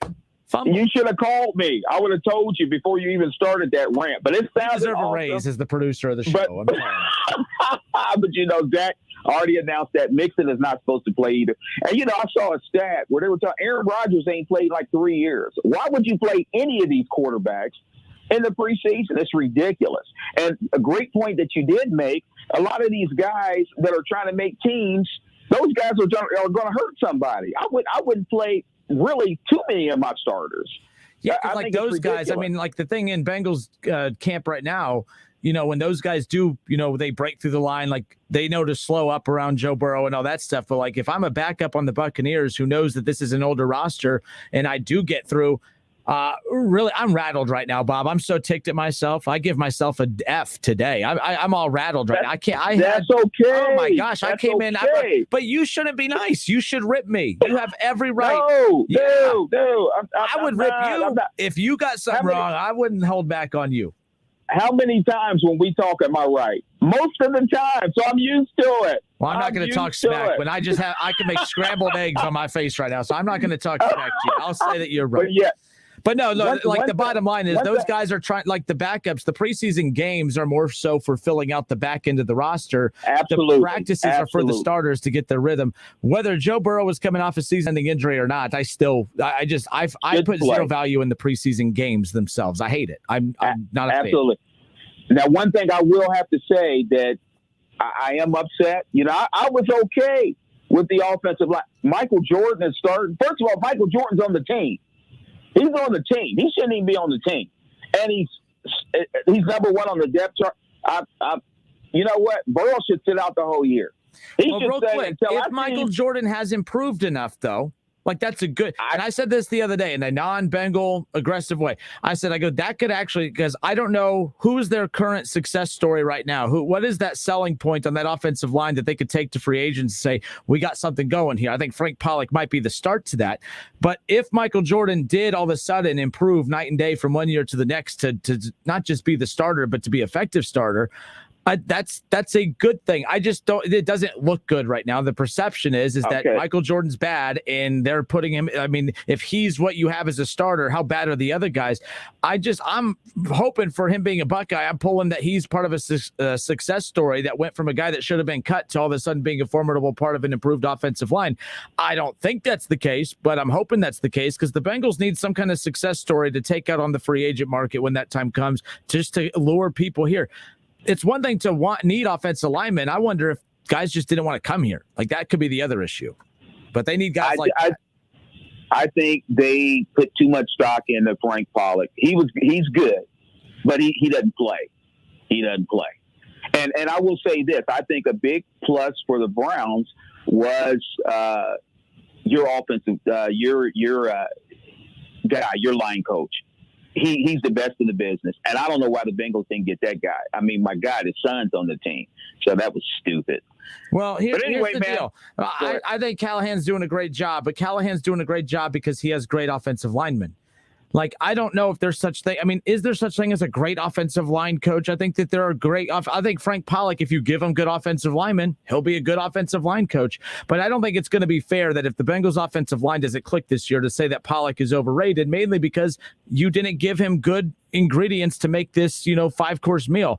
That's kind of my takeaway. I'm not bad-mouthing Callahan, but at the same time, it's easy to look like an offensive line genius when you have one of the best offensive lines in football. To me, it's easy to be a top coordinator when you have great weapons. And when you don't have great weapons, you're not great. And I don't think that's a reflection of the coach. So that's why I'm like, I never get too high or low on offensive or defensive coordinators. You're only as good as your talent. How many bad coordinators are bad because they don't have the talent to run what they need to be successful? So that's where I'm at with that. I'm not bad-mouthing Pollock, but I'm also not going to uplift Callahan to make him sound like he's some genius. He was also really good with his previous offensive line, but they had loaded guys there too. So that's kind of where I'm at. But we'll see. We'll see. But hey, don't be too hard on yourself, man. The monologue was outstanding, but I had to call in and correct that. That's man. fine. Yeah, I'm embarrassed. I'm wrong. It's one thing, and I always say this too. And people always say you're way too cocky. You're way too cocky. I'm like, in real life, I'm not. There's something about 3 to 6. I feel pretty good about myself, but at 6, I mellow out. I'm not as cocky after the show. But if you're going to be cocky, you better be right. And I wasn't. So there you go. There you go. Man. Fumble. Real quick, let me ask you: does Callahan make this Bengals offensive line better? Yes. I don't know. I just don't know. Well, and I'm a Browns fan, and I like Callahan. But let me give you an example. Wyatt Teller. What was he? He wasn't no good. He was garbage. What was he? A 4th, 5th round pick, and wasn't even that good. I think you can teach. I think there's technique, and there's things that you can teach to make these guys better. Everywhere Callahan has been, his lines have been outstanding. He's known in the NFL as being the best. And I think that goes a long way. That instills confidence in the guys. And in fact, I will say this. I think the Bengals line will be a heck of a lot better since they got rid of Turner. Turner should never have been there. And the fact that Zach stood on the table to get the guy is ridiculous. That could even eventually cost him his job. But yeah, I think Callahan is that good. I do. And I think the Bengals line will be better. And I know maybe Michael Jordan will be better. Only thing I can say is I remember what he was last year, and it wasn't very good. So I hope he's better. I don't know. I ain't buying it. All right. Good stuff. Hey, Bob, thanks for calling in and calling me out and setting me straight. So there you go. All right, man. That's what I'm here for, man. All right, buddy. Audio. All right. I don't care what Bob says. His team's still bad. I talk smack after I hang up on him. All right. So Kenner was wrong. My apologies. I don't know why I do not recall coming across that audio or that article. I didn't realize that they had announced Burrow wasn't going to play. So I'll give the Bengals. It's smart. There's no need to play him in the preseason. And I wouldn't just not play him this preseason game. I wouldn't play him in any preseason games.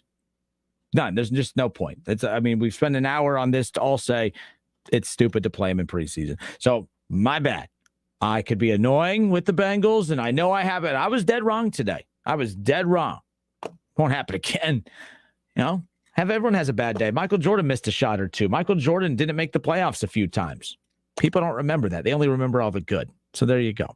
All right. Ron Howard. Shut up, Ron. He's like, Justin, it's obvious you want the Bengals to fail. No, I really don't. They're just providing me the content to make it easy to sound like that, but that's not the case. Brad Bowser on Facebook says, my son's varsity team just lost their senior starting quarterback in a scrimmage due to a snapped lower leg. That's interesting. In high school, it's like I don't know why I view high school differently. I view like the scrimmages are necessary in high school. Do you guys agree with that? For those, for you parents out there that have kids who play football, for instance, let me reset this here. For parents out there listening that have kids that play football, what is your opinion on quarterbacks playing in preseason games in the NFL versus your son playing in a scrimmage before the season starts? Scrimmages. Every team plays in a scrimmage every year. Is it necessary? What's wrong with an inter squad scrimmage? That's basically what you do every single day, correct? That's the thing. Football that's so stressful balancing that sport out. In every sport there's injuries. Baseball, they're soft as heck. Oh, I tweaked my ankle and I'm out for 2 months. Give me a break. Baseball players drive me up the wall. I'm sorry. It amazes me. Back in the day, I'm 30 years old and I'm dropping it back in the day. But back in the day, pitchers can pitch 7 innings every 4 or 5 days and they were dominant. Now you pitch 5 innings. Oh, he pitched 10 innings in a 10-day stretch. And that wore him out. Give me a break. Baseball players are soft. But in all seriousness, parents who have kids that play high school football, what is your thoughts on that? Are there parents out there who approach the coach and say, yeah, I don't want my kid playing in a scrimmage? What if you have a kid that has a D1 scholarship on the line potentially? Why would you want, if I'm that kid, I don't want to risk, if I'm going to get hurt, this is what I said earlier, same points as about NFL. If I'm going to get hurt, if I'm a 16, 17, 18-year-old, I can't believe I was wrong about Joe Burrow and the Bengals. I apologize. That's rattled me. I am rattled. I am so it's like Giannis Antetokounmpo. He misses 1 or 2 free throws, and it messes with him the rest of the game. I am so glad I made this mistake in the 5 o'clock hour, so I wouldn't have to BS the next 2 to get through this. I apologize, Bengals fans. I fumbled on that one. But anyways, real quick, resetting here. I don't know. If I was 16, 17 years old and I know that I have Ohio State or some big schools looking at me, forget big schools. If I have a school that's willing to pay for my education, I don't want to play in an exhibition game. I don't want to get hurt. If I get hurt, it better be in the heat of battle in a week 1, week 2, week 8, week 10 state championship game. I'm not going to have my season come to an end. This isn't like college where you get a redshirt year. All right. You get 4 years in high school. You technically only get 3. You technically might only get 2 because you have freshman year football, JV, but 2 meaningful years. So if you are a junior getting your first varsity experience, I would really hate and feel sorry for those kids that get hurt in a stupid scrimmage. But at the same time, I'm acknowledging the scrimmages need to happen too. I don't know. I'm confused. 518-1410. Help me out. Parents, how do you look at this? Because I hate the idea of NFL players, quarterbacks playing preseason games, but why do we not feel the same way about exhibition games at the high school level? We'll be back in a moment. It's the Justin Kinner Show with Kev Nash, presented by Orion Sports Medicine, 518-1410, or you can leave your opinions in the comment section on Facebook. Search the Justin Kinner Show. You can also watch it live on YouTube, ESPN Dayton's YouTube channel. It's the Justin Kinner Show. We'll be back in just a moment.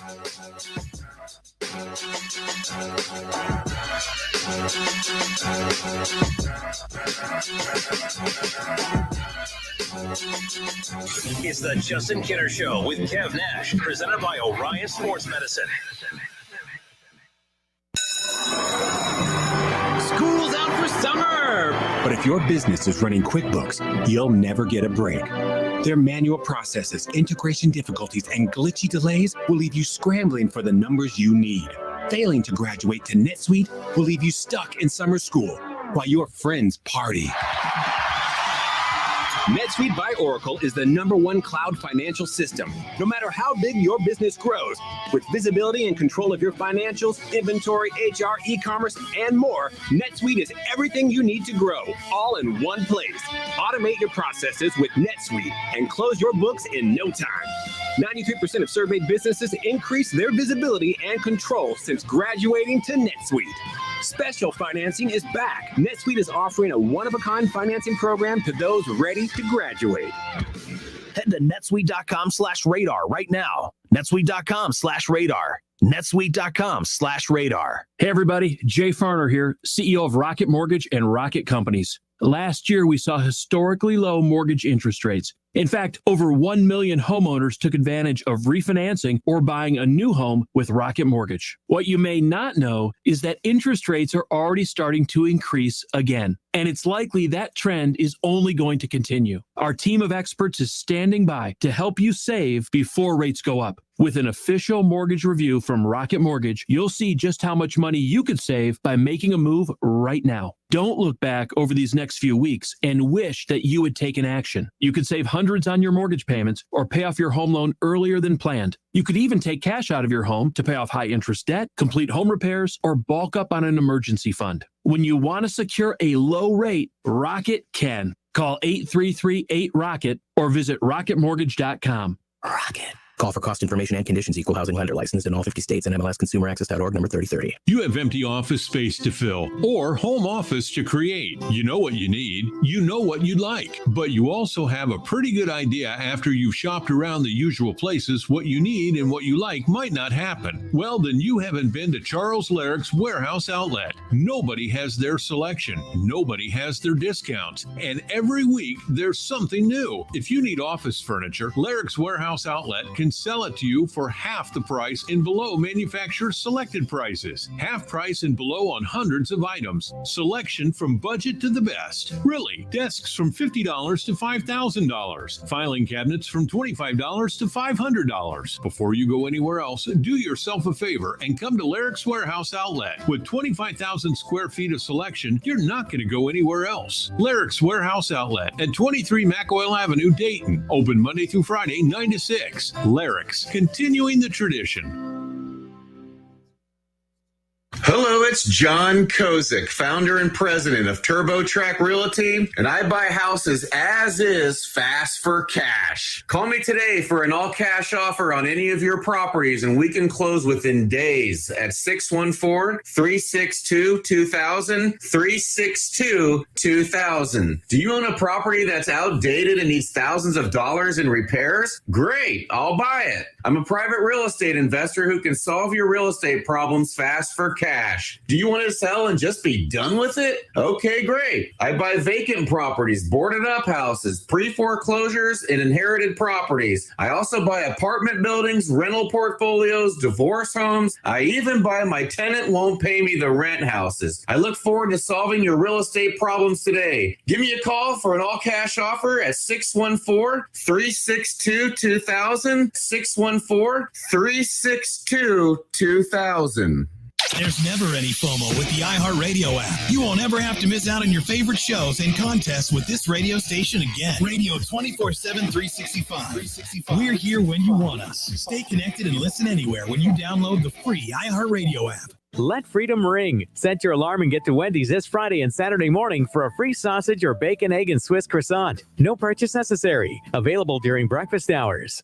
The Justin Kinner Show with Kev Nash, presented by Orion Sports Medicine. Weekdays at 3 p.m. right here on Dayton's ESPN radio station, 1410 Wing AM. All sports, all the time. This is 1410 ESPN Radio.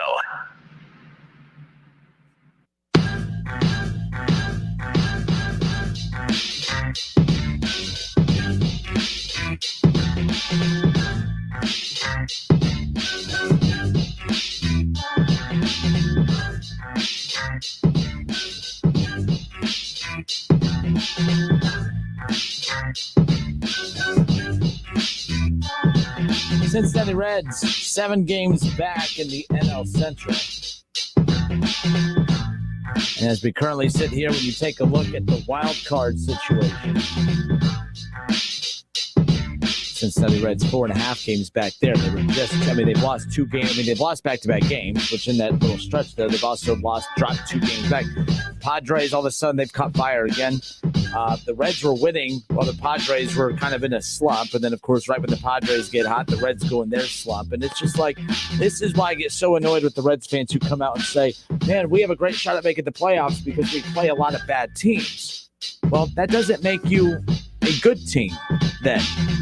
And it's showing. Like, the Braves aren't a great team by any means. I mean, the Atlanta Braves, when you look at them, I mean, they're 3 games over 500. I mean, I saw someone today on the Facebook page say that the Braves and the Reds actually have a lot in common, but the difference is that the Braves' struggles are more so coming from inconsistencies due to injuries and stuff. And I don't want to hear, if you think that the Reds' inconsistencies are from injuries, and you don't know baseball, because their lineup has been producing all year.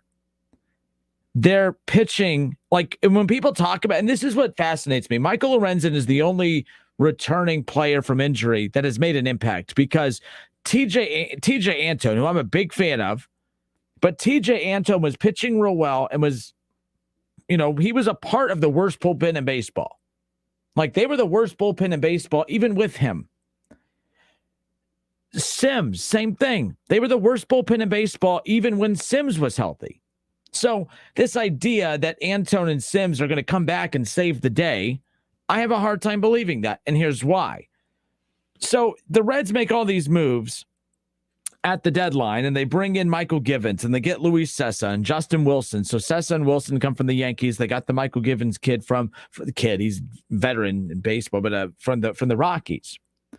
So when you combine, so July 27th, so how many weeks is that? What are we at? So we're on August 11th right now. So 2 weeks ago, the Reds acquired these 3 pitchers 2 weeks ago. They have the Michael Givens, Luis Sessa, and Justin Wilson, the 3 new additions at the trade deadline. The Cincinnati Reds have used them. David Bell has used them in 18 games combined. Okay. Michael Givens in 2 weeks has been used 6 times. Michael Givens has pitched 6 innings. In the 6 games that he has been used in, he has only pitched in 1 inning. Twice, he has struck out the side. And he doesn't get another opportunity to come out for another inning. That's frustrating. So Michael Givens has been fantastic. He has 2 saves. He has 6 innings of work, and he's given up 0 hits and given up 0 runs. He's been dominant. He has 2 walks. That's it. Luis Sessa has come in 5 innings of work in 6 games. He's given up 2 runs on 5 hits. Now, Sessa, on those games that he's given up those runs, both times he has come into a game with a runner on second or third. So he's coming into a game with runners in scoring position. All of Givens' appearances have been coming in with the bases empty. The reason I bring that up is because, the bullpen will give up hits. Good bullpens can get hit. Good bullpens will give up a run or 2. Good bullpens don't give up 3 or 4 runs. You know what I mean? Your starters should be responsible for 1 to 2 runs, and your bullpen should be responsible for giving up 1 run. You should not be giving up 3 or 4 runs from your bullpen on a given night. So the 2 runs that we've seen Sessa give up, he's coming into a game with runners in scoring position. That's unfortunate. Justin Wilson, 6 games. He's been used in less innings, about 4, but he's also given up 1 run on 3 hits, and his run was a sacrifice fly. He had a runner on third when he came in, and the sac fly brought the runner in. So, whatever. Actually, that run shouldn't have counted towards him, though, but it's besides the point. As we sit here now, those 3 pitchers, since acquiring them on July 27th, the Cincinnati Reds have used them in 14 innings. They've given up 3 runs, and they've walked 4. The 3 new arms, Justin Wilson, Luis Sessa, Michael Givens, they've had them for 2 weeks and a day. 3 runs combined they've given up. 4 walks combined they've given up in 14 innings combined between the 3. So if you have them, and here's why I'm frustrated. Because now let's take a look at the usage of Garrett. I don't know why because I wrote down AG, and right away I thought of Anthony Grant because I always refer to him as AG. But Amir Garrett, since the 27th, when they acquired the other 3, he has walked 6 batters. He has walked more batters himself in 2 weeks and a day in the same amount of time that they've had these 3 new pitchers. So he has 6 walks. The other 3 pitchers combined have 4 since they've come to Cincinnati. That's just Garrett. Hembry, who I was a fan of his work. Hembry was a big part of that run. Him and Brock were a big part of that run that really saved the Reds during that stretch where they took 3 or 4 from Milwaukee on the road. They did pitch well during that stretch. But when you have a nice stretch, David Bell becomes obsessed with you and wants to continue using you whether you're good or not. Hembry, since July 27th, when the Reds acquired Givens, Sessa, and Wilson, has also walked 4 batters. So Amir Garrett has walked more batters than all 3 of those pitchers combined since July 27th when they acquired them. Hembry has 4 walks, the same amount of combined walks that the 3 new pitchers have had since they acquired him. And Hembry has also given up 6 runs since July 27th when they acquired those 3. Only 3 runs have been given up total by the other 3 bullpen guys combined. But yet Givens comes in, strikes out the side on 2 different occasions, and David freaking Bell doesn't let him go out there for another inning. Why? Let Givens go out there and pitch more than 1 inning on a night. Why is this better? Why is Hembry walking more batters than the other 3 combined okay? Why is Amir Garrett walking more batters than the other 3 combined okay? Now when you combined Anthony Grant, why do I keep saying that? It's the AG thing is throwing me off. Amir Garrett, you combine his walks with Hembry's walks, and then Brock, let's look at Brock. Brock also has 4 walks. So since July 27th, when the Reds acquired Michael Givens, Luis Sessa, and Justin Wilson, they combined, since coming to Cincinnati, to give up 3 runs and 4 walks combined. 3 runs and 4 walks combined. Amir Garrett has walked 6 batters, 2 more than the other 3 combined since they've gotten there. Hembry has the same amount of walks as the other 3 combined since they got to Cincinnati. Brock has 4 walks, the same amount that the other 3 have combined since coming to Cincinnati. So when you look at those 3, Michael Givens, Luis Sessa, Justin Wilson, they have less innings pitched since July 27th than Amir Garrett, Hembry, and Brock. You bring in reinforcements just to continue using the same crap you had before? And that was mean to me to call those guys crap. But I'm talking about the numbers. Let's just talk when that was rude of me to call them crap. But their numbers are crap. Their numbers are not good.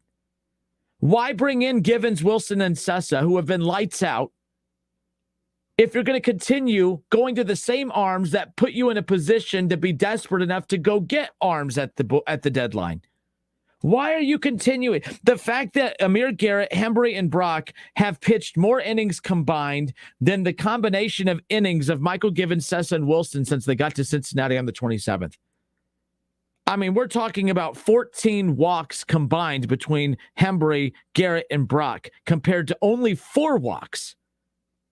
So why does David Bell use those Amir Garrett? Why does he use Garrett, Hembree, and Brock way more than the other 3 good pitchers? Why? It doesn't make any sense. Doesn't make any sense. It's hard to defend David Bell when he does stupid stuff like that. It's not acceptable. It's not okay. And the Reds deserve to lose when he does stuff like that. It's really frustrating. And the Reds, I bought in, and I'm emotionally invested now. So when I go on these little rants, it's because I had made the mistake of emotionally investing into this team because I thought they had a chance. And the thing is, they do. Use the talent that you got and stop going to the crap that put you in position to have to go trade for those guys to begin with. This is from the Cincinnati Enquirer that came out earlier today that says David Bell supports his players to a fault, and it cost him on Tuesday night. There might be some place for Amir Garrett to work out his mental issues, but it's not in a tie game in the middle of a pennant race. All you David Bell lovers out there, he's a 500 manager. This is a 500 team. And you're going to get 500 results until you get a manager that knows how to get the most out of his guys. David Bell's done a pretty good job this year, considering the circumstances. But I could manage a team that puts up 5 to 6 runs on any given night. And I could screw up a bullpen. And I could do it for a lot less money. Until tomorrow, this has been the Justin Kinner Show, presented by Orion Sports Medicine. The Reds will be in action later on tonight, Game 2 against the Braves. It's a must-win. They can't lose 3 straight. But hey, at least you got the Pirates 10 more times. Until tomorrow, it's been the Justin Kinner Show with Kev Nash, presented by Orion Sports Medicine. It's the Justin Kinner Show with Kev Nash on 1410 ESPN Radio. Staples Connect has everything you need for back to school at amazing prices. Right now, save $55 on the TI-84 Plus CE graphing calculator. It's just $99.99, our lowest price of the season. With savings like that, your student won't just be ready for school, they'll be first day of school pop quiz ready. It's showtime. Visit your local Staples store or staples.com/back to school today and get more than ready for back to school with amazing prices for everything on your list. Ends 8/14. Limit 2 per customer. In store only. WING 14.